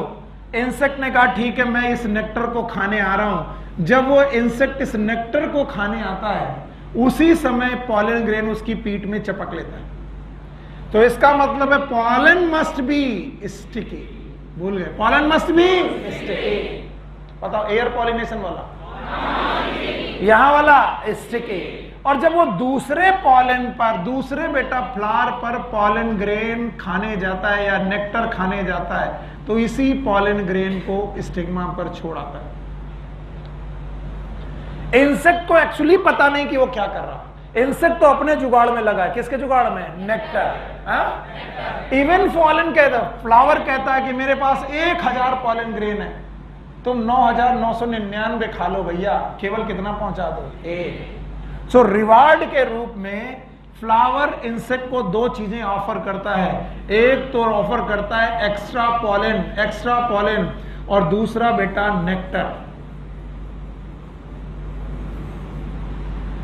तब जाकर के इंसेक्ट ये पॉलिनेशन परफॉर्म कर पाते हैं। दूसरा, एक और बात है कि फ्लावर के पास नेक्टर है, ये बात कैसे पता चले इंसेक्ट को? इंसेक्ट को यह कैसे मालूम चले कि इस फ्लावर में नेक्टर है कि नहीं है? तो बोलेंगे एटलीस्ट एक बार तो विजिट करना पड़ेगा, विजिट करना ही पड़ेगा। तो इंसेक्ट को अगर एक बार विजिट कराना है कि भैया हमारी दुकान में क्या है, देखने तो आओ कम से कम। तो विजिट करने के लिए फ्लावर में 2 चीजें और होनी चाहिए। एक तो फ्लावर मस्ट बी कलरफुल, कैसा होना चाहिए? कलरफुल। और दूसरा इट मस्ट हैव फ्रेग्रेंस, क्या होनी चाहिए? फ्रेग्रेंस। तो जिन फ्लावर्स में बहुत महक है और बहुत सुंदर कलर वाले हैं, भूल जाओ ये कभी एयर से पॉलिनेटेड नहीं है, ये हमेशा इंसेक्ट से पॉलिनेटेड है। इंसेक्ट को अट्रैक्ट करने के लिए कलर और फ्रेग्रेंस रखी है फ्लावर ने, और कलर और फ्रेग्रेंस को देखकर इंसेक्ट इस पे अप्रोच करता है। उसने कहा हाँ अच्छे दिख रहे हो, बढ़िया बढ़िया स्मेल है, मैंने सूंघ लिया, अब मैं जा रहा हूं। बोले भैया विजिट किया है तो बार बार विजिट करना। बोले बार बार काहे विजिट करेंगे, देख लिया ना अच्छा कलर है, अच्छी फ्रेग्रेंस है। बोले हमारे पास रिवॉर्ड भी है। क्या है? रिवॉर्ड। तो पहले तो हमें विजिट कराना है और फिर बार बार विजिट कराना है। बार बार विजिट कराना मतलब रीविजिट, और रीविजिट करने पर क्या होगा? पॉलिनेशन। तो बताओ विजिट करने के लिए कितनी चीजें हैं? 2। 1 is colour and fragrance. Fragrance मतलब सुगंध, महक। और बेटा रिविजिट करने के लिए उनके पास क्या है? पॉलन एंड नेक्टर, जो किस रूप में दिए जाते हैं? रिवॉर्ड्स के रूप में। तो याद रखना ये पॉलन ग्रेन स्टिकी होंगे कि नॉन स्टिकी? स्टिकी। फ्लावर कैसा होगा? कलरफुल। जवाब दो नहीं तो गड़बड़ होगा। फ्लावर कैसा होगा? फ्रेग्रेंस होगी, पॉलन और नेक्टर होंगे। तो बताओ एनिमल वर्ल्ड में कोई भी काम बिना सेल्फिश कंडीशन के हो रहा है? नहीं। नदियां पहुंचा देंगी तुम्हारा पॉलन ग्रेन, हवा पहुंचा देगी तुम्हारा पॉलन ग्रेन, लेकिन जब इंसेक्ट पॉलन ग्रेन पहुंचाएगा तो क्या मांगेगा? रिवार्ड। और रिवार्ड के पहले मांगेगा क्या? विजिट। विजिट करने के लिए कितनी चीजें हैं? 2। एक कौन? कलर, दूसरा कौन? फ्रेग्रेंस। रिविजिट करने के लिए कितनी चीजें हैं? 2। एक कौन? पॉलन ग्रेन, और एक कौन? नेक्टर। ये क्या है? रिवार्ड। अब मैं इसको ऐसे कर दूं, बता पाओगे? बताओ विजिट करने के लिए बोलो कौन? Colour and fragrance. और रिविजिट करने के लिए रिवार्ड है, और कौन? Pollen and nectar. कुछ लोग विजिट करने के लिए अपने आप को बैड स्मेल वाला फ्लावर बनाते हैं, फाउल ऑर्डर। कुछ फ्लावर की सुगंध आप ले ही नहीं पाओगे, फाउल ऑर्डर वाले एकदम बदबूदार फ्लावर होते हैं। क्यों? क्योंकि कुछ इंसेक्ट हैं जैसे कि बीटल्स एंड फ्लाइज, ये बैड स्मेल की तरफ अट्रैक्ट होते हैं। और ये बात भी एनसीईआरटी में लिखी है कि flies and beetles they attract towards fragrance और foul odour. Foul odour. Foul odour मतलब खुशबू की बदबू। बदबू। तो बताओ कुछ फ्लावर बदबूदार क्यों होते हैं? किसको अट्रैक्ट करते हैं? Beetles and flies. Thank you very much. अच्छा बताओ, विजिट करने के लिए 4 चीजें हो गई, कलर, फ्रेग्रेंस, फाउल ऑर्डर। और रिवार्ड के लिए,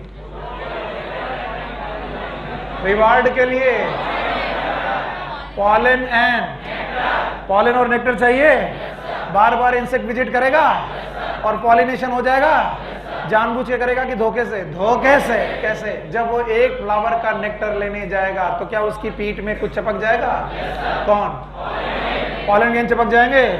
जब दूसरे फ्लावर के पास जाएंगे तो क्या वो पॉलन ग्रेन स्टिग्मा तक छोड़ आएंगे? और इस तरीके से क्या हो जाएगा? पॉलिनेशन। बोलो क्या होगा? क्या पॉलिनेशन करने के लिए उन्हें रिवार्ड दिया जा रहा है? जनरली रिवार्ड में कितनी चीजें हैं? 2। एक कौन? पॉलन ग्रेन और एक नेक्टर। एक और बात यहां पर लिखी गई है कि रिवार्ड के केस में हमेशा पॉलन और नेक्टर हो ये जरूरी नहीं है। रिवार्ड हमेशा पॉलन या फिर नेक्टर हो ये जरूरी नहीं है। जैसे दुनिया का सबसे tallest flower, the tallest flower of the world,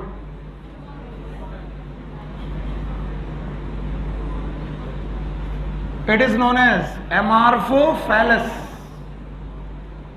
अब बातें मत करो बेटा, मुझे मालूम है आज का टॉपिक बहुत इंटरेस्टिंग नहीं है, लेकिन फिर भी इसे इंटरेस्टिंग बनाओ। दुनिया का सबसे ऊंचा पौधा की ऊंचा flower, tallest flower, it is known as amorphophallus, जिसकी हाइट लगभग 6 फीट की होती है। अब मैं तुम्हें क्या बताऊं, मेरी भी हाइट 6 फीट नहीं है अभी, तो ये मुझसे बड़ा फ्लावर है। अगर मुझे उस फ्लावर के अंदर रखा जाए तो मैं बंद हो जाऊं। इतना बड़ा फ्लावर है और इस फ्लावर के पास स्टिग्मा, स्टाइल और ओवरी है। पॉलन ग्रेन वहां तक पहुंच ही नहीं पा रहे हैं स्टिग्मा तक। अब ये पॉलिनेशन कैसे करें? ना तो इसके पास नेक्टर है देने के लिए, ना तो इसके पास सुगंध है, कुछ भी नहीं है। फिर ये क्या रिवॉर्ड देगी? देखिए, इस 6 फीट के फ्लावर में पक्षी अपने अंडे छुपा सकते हैं। पक्षी अपने अंडे छुपाने के लिए यहां पर आ सकते हैं, या रेप्टाइल्स अपने अंडे, सांप वगैरह लोग अपने अंडे यहां छुपा सकते हैं। तो यहां पर इट प्रोवाइड सेफ प्लेस। ये अच्छी जगह है किस बात के लिए? छुपने के लिए। किसको छुपने के लिए? और अंडे इज नोन एज ओवी पोजीशन। तो जब बर्ड्स या रेप्टाइल यहां पर अपने अंडे छुपाने आएंगे तो अंडे करके चले जाएंगे? नहीं। क्या इन्हें इंक्यूबेशन भी करना पड़ेगा? वरना बताओ, इंक्यूबेशन नहीं होगा तो इन अंडों में चूजे बनेंगे कि नहीं बनेंगे? नहीं। तो बताओ, इन अंडों पे बार बार उस एनिमल को आना पड़ेगा, और इस बार बार आने के चक्कर में क्या कर बैठेगा? पॉलिनेशन। सो हमेशा रिवार्ड पॉलन ग्रेन और नेक्टर हो ये जरूरी नहीं है। कभी कभी reward it is a safe place for ओवी पोजीशन। व्हाट इज ओवी पोजीशन? एग लेइंग, अंडे देने के लिए। अब कुछ लोगों को याद ही नहीं होगा कि ये अंडे किसके हैं। सर, इंसेक्ट के हैं। इंसेक्ट के कि लार्ज एनिमल? Large animal. क्या ये अपने अंडे छुपाने आएंगे? और अंडे छुपाने आने के चक्कर में बार बार विजिट करेंगे, रिविजिट करेंगे, और विजिट करने के चक्कर में क्या कर देंगे? पॉलिनेशन। पॉलिनेशन। 2 लोगों की कहानी है जो मुझे तुम्हें बहुत आसानी से सुनानी है, और इन कहानी को सुनकर के आप बड़े खुश हो जाओगे। और ये कहानी है सिम्बायोसिस की। सिम्बायोसिस एक ऐसा रिलेशनशिप होता है जिसमें 2 प्राणी साथ में रहते हैं और दोनों एक दूसरे को फायदा पहुंचाते हैं। एकदम शांत। इस 2 लोगों में एक प्लांट का नाम है yucca plant. It is known as yucca plant. और एक मॉथ का नाम है प्रोन्यूबा मॉथ। जो नहीं सुनना चाहते वो भी ध्यान लगा के सुने, अच्छी कहानी। तो बोलते हैं यक्का प्लांट और प्रोन्यूबा मॉथ एक दूसरे के बिना सरवाइव ही नहीं कर सकते। कहानी शुरू होती है यहां से कि यक्का प्लांट का फ्लावर है, मान लीजिए ये यक्का प्लांट है, उसका फ्लावर है, ये रही वो फ्लावर, और उस फ्लावर की है स्टिग्मा, स्टाइल और, जवाब दो, स्टिग्मा, स्टाइल और, ठीक। इस ओवरी के अंदर मेल और फीमेल इंसेक्ट रहते हैं। ये मेल और फीमेल इंसेक्ट किसके हैं? प्रोन्यूबा मॉथ। ना सुनो, इधर उधर देखते रहो, एनसीईआरटी में लिखी है, सुनना पड़ेगा तुम्हें। ये मेल और फीमेल कौन है? फ्लावर की इंसेक्ट। कौन सा इंसेक्ट? प्रोन्यूबा। हमें नहीं मालूम यहां कहां पहुंचे, कैसे पहुंच गए, अभी पहुंचाएंगे कैसे पहुंचे, लेकिन याद रहे यहीं पर मेल और फीमेल रहते हैं और यहीं पर मेटिंग करते हैं।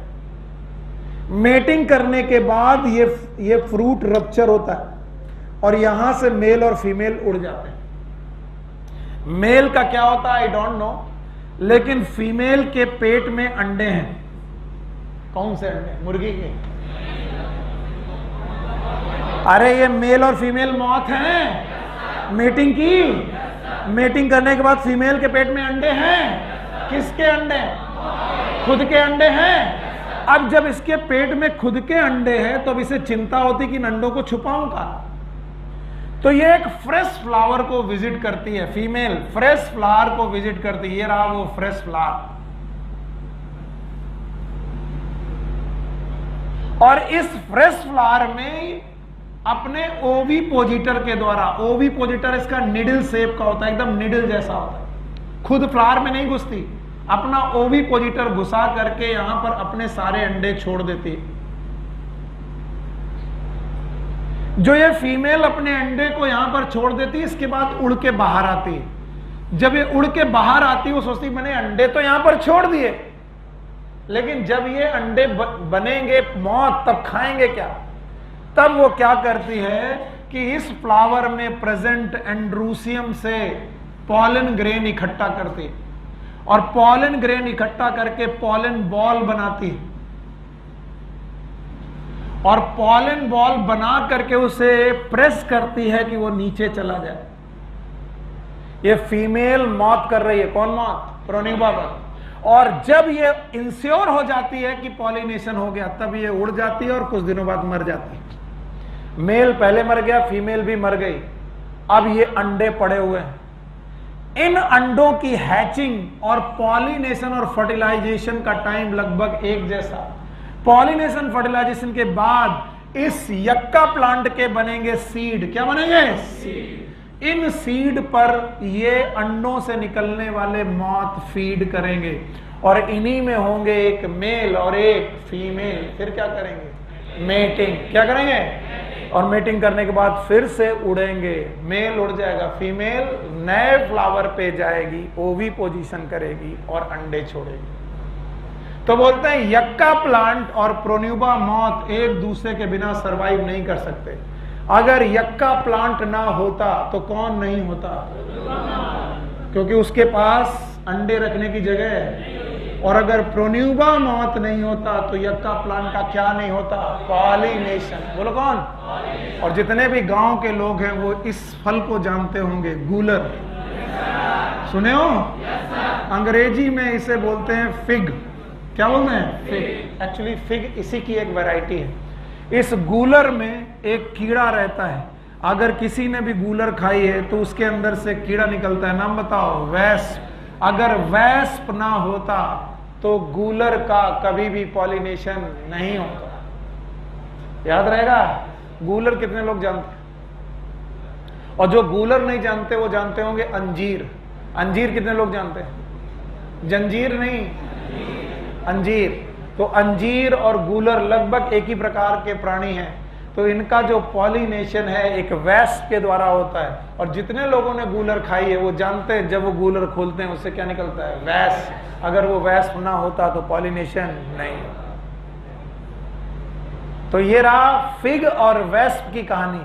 और ये रही यक्का प्लांट और प्रोन्यूबा मॉथ की कहानी तुमने बहुत धैर्य से सुना है, इसलिए मुझे अच्छा लग रहा है। बताओ, अब अगर इतना बताओगे तो मैं आगे जरूर बढ़ूंगा। बताओ, पॉलिनेशन के एजेंट कितने प्रकार के? 2। ऑलमोस्ट खत्म हुआ है। कितने प्रकार के? 2। एक कौन? ए बायोटिक, एक बायोटिक। नॉन लिविंग, ये वाला ए बायोटिक में कितने? 2। एक कौन? विंड और एक वाटर। यहाँ जूफिली है, यहाँ हाइड्रोफिली और एनिमोफिली है। विंड वाला एनिमोफिली, वाटर वाला हाइड्रोफिली, एनिमल वाला जूफिली। पक्का? अच्छा, विंड फिली के मतलब विंड वाले यानी एनिमोफिली के कितने पॉइंट? 6। 5 की 6 बता दोगे? बस इतना ही करते जाओ, मजा आ जाए। 6 पॉइंट याद है? पहला, पॉलन ग्रेन का number and non sticky. Flower open होना चाहिए, एक्सपोज होना चाहिए। बताओ, anther and stigma should B feathery और स्टिकी होनी चाहिए। पक्का? ओव्यूल का नंबर कम से कम कितना? 1। पक्का? वाटर फिली वाला याद है? हाइड्रोफिली है, पानी में रहने वाले पौधे हैं। कॉमन की रेयर, 30 जीनस हैं। मोनोकॉट है, 3 प्रकार के पौधे हैं। डूब के रहने वाले बेटा, फ्लोटिंग और इमर्ज। इमर्ज के 2 एग्जांपल हैं, water lily, water hyacinth. Insect से और विंड से। पक्का? बाकी पानी से करेंगे। पानी से करने वालों का पॉलन ग्रेन का नंबर ज्यादा। रिबन शेप होना चाहिए, गीला होने से बचना चाहिए। म्यूसिलेजिनस शीत होनी चाहिए। नो सर, म्यूसिलेजिनस शीत होनी चाहिए। क्या ये वेटिंग से बचाएगा? बताओ, इन्हें कलर की जरूरत, फ्रेग्रेंस की जरूरत? क्या बायोटिक में कलर और फ्रेग्रेंस चाहिए विजिट करने के लिए, रीविजिट करने के लिए? बेटा, रिवार्ड चाहिए। जनरली रिवार्ड क्या होंगे? Pollen and nectar. क्या ये हमेशा होंगे? कभी कभी बेटा सेफ प्लेस होगा। एमार्फोफेलस याद है? दुनिया का टॉलेस्ट प्लांट है। टॉलेस्ट प्लांट की फ्लावर क्या 6 फीट का है? इसमें लोग अंडे देते हैं और ओवी पोजीशन करने के दौरान पॉलिनेशन कर देते हैं। क्या यक्का प्लांट याद है? प्रोन्यूबा मॉथ याद है? फिग याद है? वेस्प याद है? और भाइयों बहनों, एक है लुटेरा, it is known as pollen robber. ये वो इंसेक्ट हैं जो पॉलन तो पूरा चट कर जाते हैं और पॉलिनेशन नहीं करते। यानी ये एक फ्लावर के जितने भी पॉलन ग्रेन होते हैं उनको सबको खा जाते हैं। और जब पूरे पॉलन खा जाते हैं तो बताओ पॉलिनेशन करेंगे कि नहीं करेंगे? नहीं करेंगे। So pollen robbers are the insect which feed upon pollens but there is no pollination।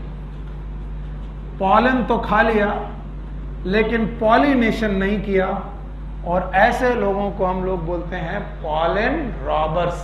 तो ये आखिरी पॉइंट था जो एजेंट ऑफ पॉलिनेशन में आपको मालूम होना चाहिए। एजेंट ऑफ पॉलिनेशन में ऑलमोस्ट सारी चीजें आपने सही से सीखी। एक छोटा सा टॉपिक है, इसको बिना पढ़ाए मैं जाने नहीं दूंगा, इसलिए बहुत ध्यान से सुनना। मुझे मालूम है तुम थक चुके होते, तुम्हें लगता है 7:30 पे सर छोड़ दे, अब मैं नहीं छोड़ूंगा। जल्दी और ध्यान से समझने की कोशिश करिएगा। मैं आपको एक प्लांट बता रहा हूं, रिलैक्स हो जाओ बेटा, रिलैक्स एकदम, और मूड बनाओ कि अभी आधे घंटे बैठना। हाँ, अपने आप को इंफॉर्मेशन दो, ये छोड़ेगा नहीं, बदतमीज है। याद रखना, ये एक प्लांट है। इस प्लांट की प्रोडक्टिविटी बहुत ज्यादा है, पैदावार बहुत ज्यादा है।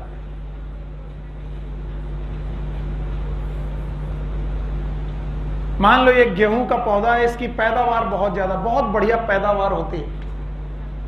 लेकिन इसकी सबसे बड़ी समस्या है कि ये डिसीज सेंसिटिव है। इसमें बीमारियां बहुत जल्दी लग जाती हैं। इस प्लांट की खास बात है, अगर बीमारी ना लगे तो पैदावार बहुत है। ये प्लांट ए है, गेहूं का पौधा है। उसी समय मुझे दूसरा गेहूं का पौधा एक और मिला, ये वाइल्ड वैरायटी का पौधा है। इसकी प्रोडक्टिविटी बहुत कम है।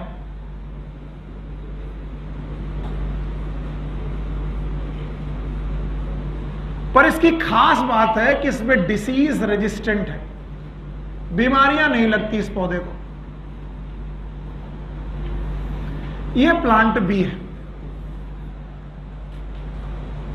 अब हमने क्या किया कि प्लांट ए का पॉलन ग्रेन उठाया, एंथर से पॉलन ग्रेन उठाया और प्लांट बी की स्टिग्मा पे जाकर के डिपॉजिट कर दिया।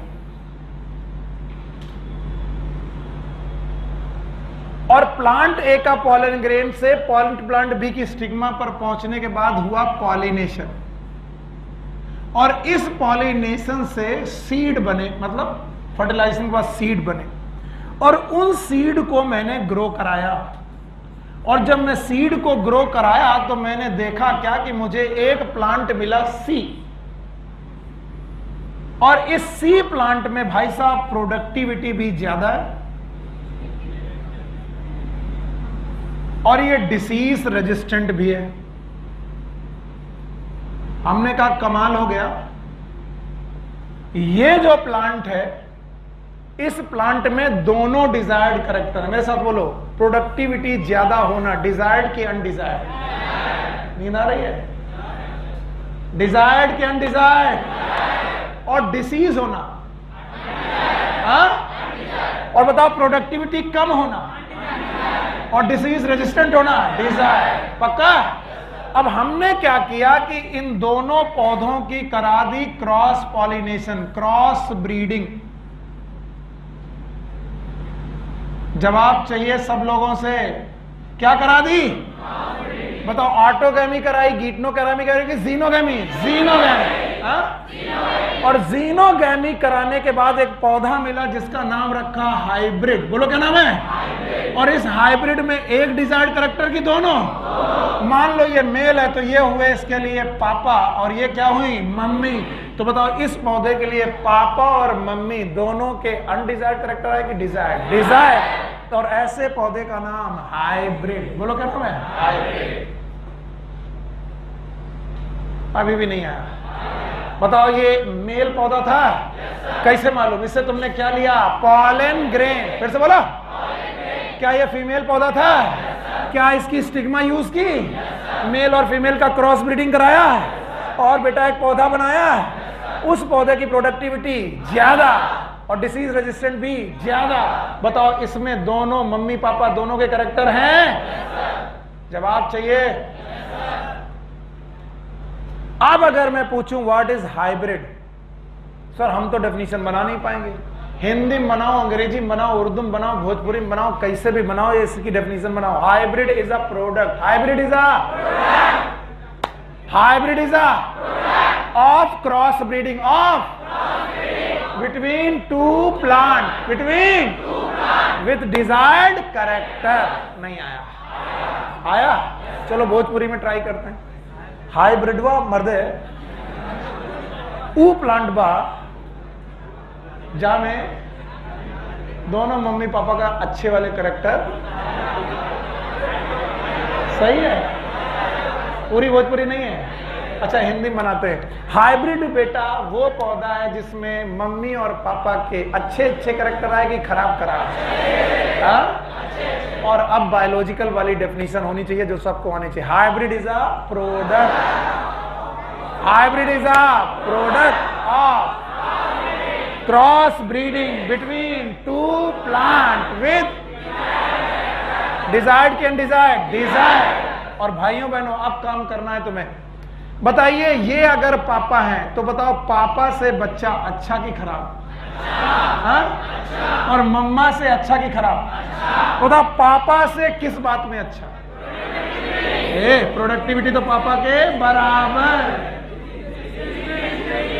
पापा के बराबर प्रोडक्टिविटी है। लेकिन पापा कैसे हैं? Disease sensitive. और ये पक्का? अच्छा तो मम्मी से अच्छा है किस बात में? मम्मी जैसा डिसीज रेजिस्टेंट है लेकिन मम्मी की प्रोडक्टिविटी कम, इसकी ज्यादा। पक्का? अब याद रखना हाइब्रिड हमेशा अपने पेरेंट से सुपीरियर होता है। This condition is known as hybrid superiority. Hybrid superiority. It is also known as heterosis.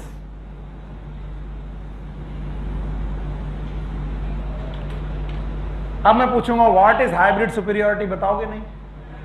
It is the superiority of the hybrid upon either of the parent. दोनों ही पेरेंट के ऊपर ये प्लांट इंफीरियर की superior? Superior. This is also known as hybrid vigour. बड़ी दूर से तुम्हें मैं ढो के लाया हूं इस टॉपिक के लिए, इसलिए निराश मत करना। मैं चाहे 10 बार इसको पूछ लूं तो मुझे बता दो, लेकिन जब निराश कर दोगे तो मामला बिगड़ जाएगा और मुझे लगेगा इतना टाइम वेस्ट गया। और ये टॉपिक एनसीईआरटी में ऐसे दिया भी नहीं है, मैं केवल अभी भूमिका तैयार कर रहा हूं कि तुम्हें समझ में आ जाए। Now what is hybrid? बोलना सीखो बस। It is a product. काहे का product? Cross breeding between two plant with desired character. Hybrid is always inferior और superior? Superior upon either of the plant. और बोलते हैं अगर हाइब्रिड सुपीरियर है तो ये सुपीरियर ही बना रहेगा तब तक जब तक इसकी सेल्फ ब्रीडिंग ना हो जाए। सेल्फ ब्रीडिंग ना हो जाए, सेल्फ ब्रीडिंग और इन ब्रीडिंग ना हो जाए। अब मरे आधे से ज्यादा लोग, यहीं पर जाके मरे। सर अब फिर से बताइए क्या? जैसे जैसे सेल्फ ब्रीडिंग होने लगती है, क्या होने लगती है? फिर से बोलो। हाइब्रिड कैरेक्टर लॉस होने लगते हैं। हाइब्रिड कैरेक्टर गेन होते हैं कि लॉस होते हैं? हाइब्रिड कैरेक्टर लॉस होने लगते हैं और बंदा हाइब्रिड से बनने लगता है प्योर ब्रीड। बोलो क्या? प्योर ब्रीड की hybrid? Pure breed. I am sorry, कोई धार्मिक बात नहीं है, किसी को दिल से मत लगाना और ना कभी लड़ाई झगड़ा करना। धर्म के मामले में तो कभी नहीं।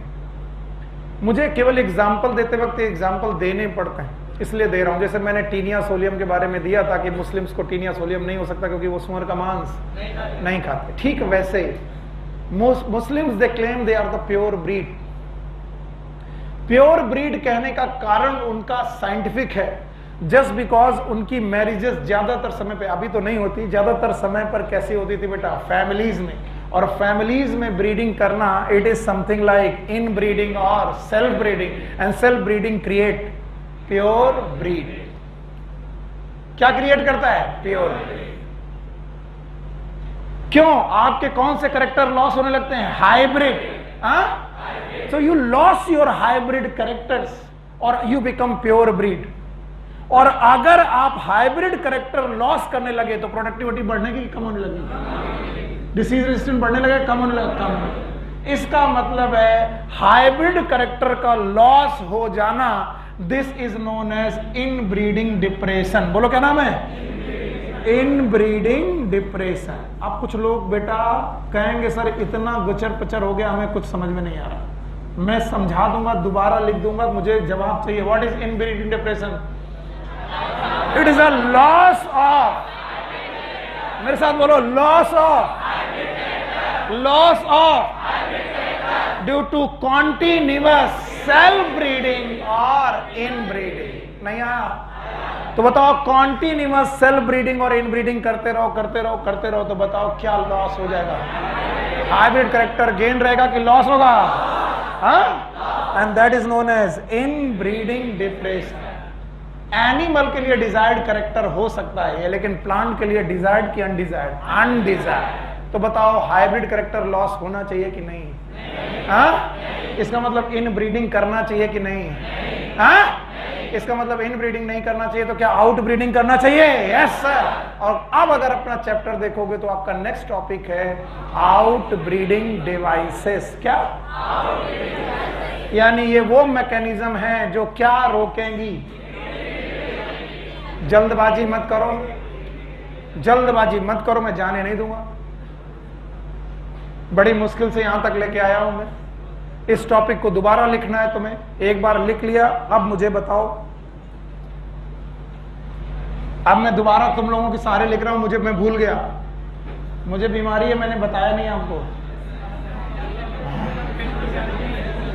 मैं हर 15 मिनट के बाद कि मैंने क्या पढ़ाया, गजनी आइला मैंने क्या पढ़ाया, क्या मैंने ए प्लांट पढ़ाया था?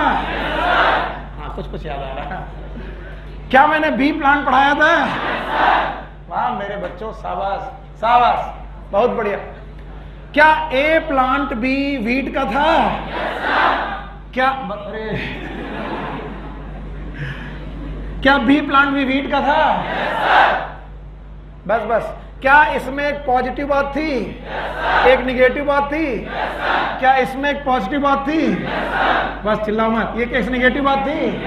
इसकी पॉजिटिव बात थी प्रोडक्टिविटी, पी फॉर। क्या इसको डिसीज लगती थी? अच्छा, इसकी पॉजिटिव बात थी डिसीज रेजिस्टेंट, पक्का? इसकी प्रोडक्टिविटी कम थी? वाह मेरे बच्चे। क्या मैंने इन दोनों की क्रॉस ब्रीडिंग करा दी? मतलब क्रॉस बनवा दिया? क्रॉस नहीं बनवाया। क्या इनका पॉलिनेशन कराया? ऑटोगैमी, जीनोगैमी, क्या जीनोगैमी कराया? एक पौधा तैयार किया जिसमें दोनों प्लस बातें हैं, प्रोडक्टिविटी ज्यादा और डिसीज रेजिस्टेंट भी ज्यादा। क्या ये भैया हाइब्रिड है? और हाइब्रिड भैया सुपीरियर है कि इंफीरियर? और क्या इसे हाइब्रिड सुपीरियरिटी बोलेंगे? वाह मेरे बच्चे, मजा आ गई। और हाइब्रिड सुपीरियरिटी गेन रहेगी कि लॉस हो जाएगी? क्या ये लॉस हो जाएगी? कब? Continuous self breeding. Continuous self breeding करेंगे तो लॉस हो जाएगी? क्या इसी को इन ब्रीडिंग बोलेंगे?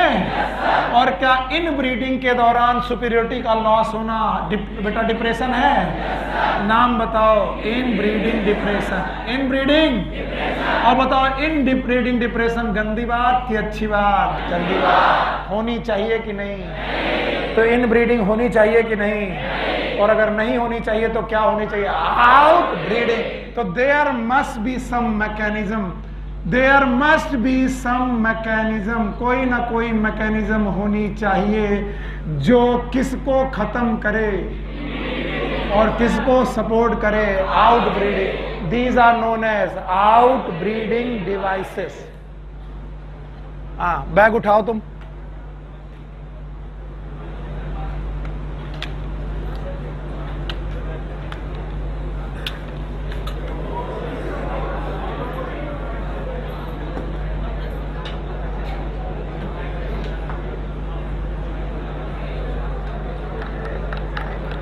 एक कल एसी सही करवाओ यार।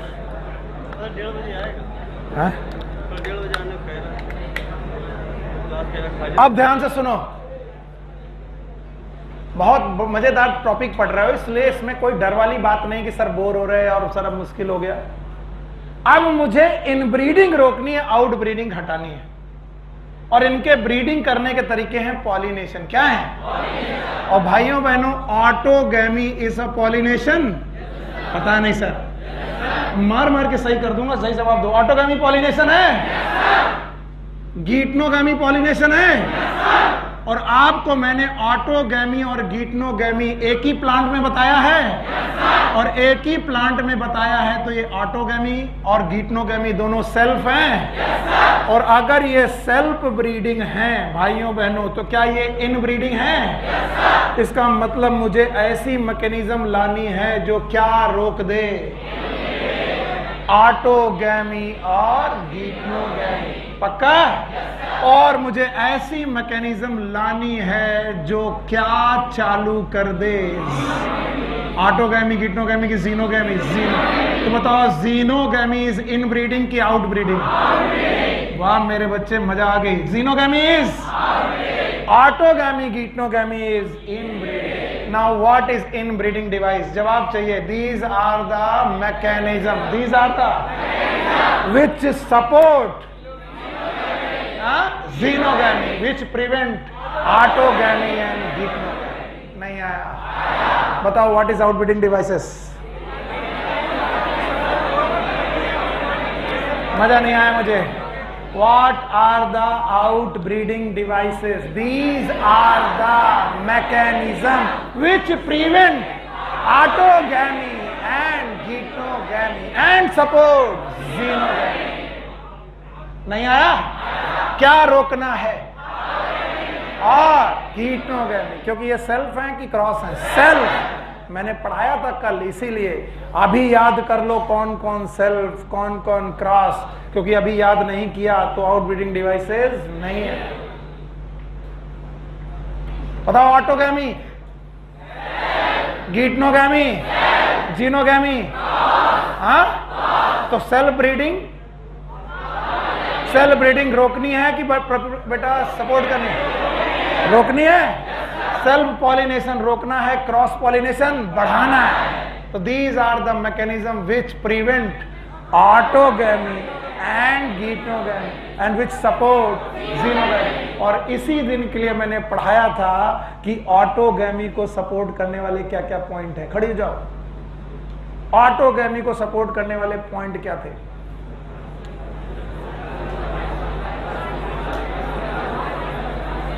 हाँ, फ्लावर बाइसेक्सुअल होगा तो क्या होगा? ऑटोगैमी। और हमें ऑटोगैमी करानी है। इसका मतलब फ्लावर को बाइसेक्सुअल, फ्लावर बाइसेक्सुअल ना हो, ये क्या है? भाई 5 मिनट रुक जाओ, तुम खुद ही घर से पढ़ के आओगे, मुझे बताओगे आउटब्रीडिंग डिवाइसेस क्या है। जल्दबाजी मत करो, कल मैं लिखाई दूंगा, आज दिमाग भरो। ऑटोगैमी रोकनी है, गिटनोगैमी, जीनोगैमी। तो ऑटोगैमी जो जो बातों से हो रही है उन बातों को सपोर्ट करना कि रोकना है? ऑटोगैमी बाइसेक्सुअल फ्लावर में होती थी, फ्लावर को बाइसेक्सुअल करना है कि नहीं? नहीं करना। तो यूनिसेक्सुअल फ्लावर इज नहीं आया। दूसरा, anther and stigma should be lies close to each other. पास पास हुए तो क्या हो जाएगी? तो पास पास रखना कि दूर दूर? दूर दूर रखना इज आउटब्रीडिंग डिवाइस। तो पहला आउटब्रीडिंग डिवाइस यूनिसेक्सुअल फ्लावर। दूसरा, anther and stigma should lies close की डिस्टेंस, डिस्टेंस रखना है। और तीसरा पॉइंट था pollen release and stigma receptivity must be synchronous था। अगर सिंक्रोनस हो गई तो क्या होगा? तो सिंक्रोनस करना है कि नहीं? तो pollen release और stigma receptivity must be synchronous की नॉन सिंक्रोनस? Non synchronous. नहीं आया? आया कि नहीं आया? इसका मतलब दोनों की मैच्योरिटी साथ साथ की अलग अलग। क्या प्रोटेंड्रस हो सकता है? एंड्रूसियम पहले, गाइनीसियम बाद में। कंडीशन, क्या प्रोटेंड्रस होना आउटब्रीडिंग डिवाइस है? क्या प्रोटोगाइनस होना आउटब्रीडिंग डिवाइस है? Yes sir. बहुत अवेयर होके बैठो। गुड, शाबाश। क्लास में मजा तब आएगा जब तुम अपना एफर्ट 100% मेरे साथ रखो, फिर ये क्लासेस कभी भी बोरिंग नहीं होंगी। मैं जानता हूं मनोरंजन से ज्यादा मनोरंजन तब आता है जब आपको सब्जेक्ट आ रहा हो। जिस दिन आपको सब्जेक्ट बहुत अच्छी तरीके से आ जाता है उस दिन पढ़ने में टाइम पता नहीं चलता, और जिस दिन सब्जेक्ट में आप सफर कर रहे होते उस दिन आपको एक एक सेकंड गुजारना मुश्किल होता है, कब छोड़ेंगे कब छोड़ेंगे। और इसका सबसे बढ़िया तरीका है कि घर से आओ तो पुराना रिवाइज करके आओ। मैं हमेशा रिलेट करके पढ़ाता हूं। आज बोर्ड में कुछ नहीं है और कल मैं यहीं से शुरू करूंगा। मुझे आउटब्रीडिंग डिवाइसेस की डेफिनेशन चाहिए। What are the outbreeding devices? These are the mechanism which prevent autogamy and geitonogamy and support xenogamy होगा। What is in breeding depression याद है? Loss of hybrid superiority due to continuous self breeding. पक्का? तो आज की class यहीं पर रोकते हैं और कल आकर के पढ़ाई करो। Take care, good luck, bye bye.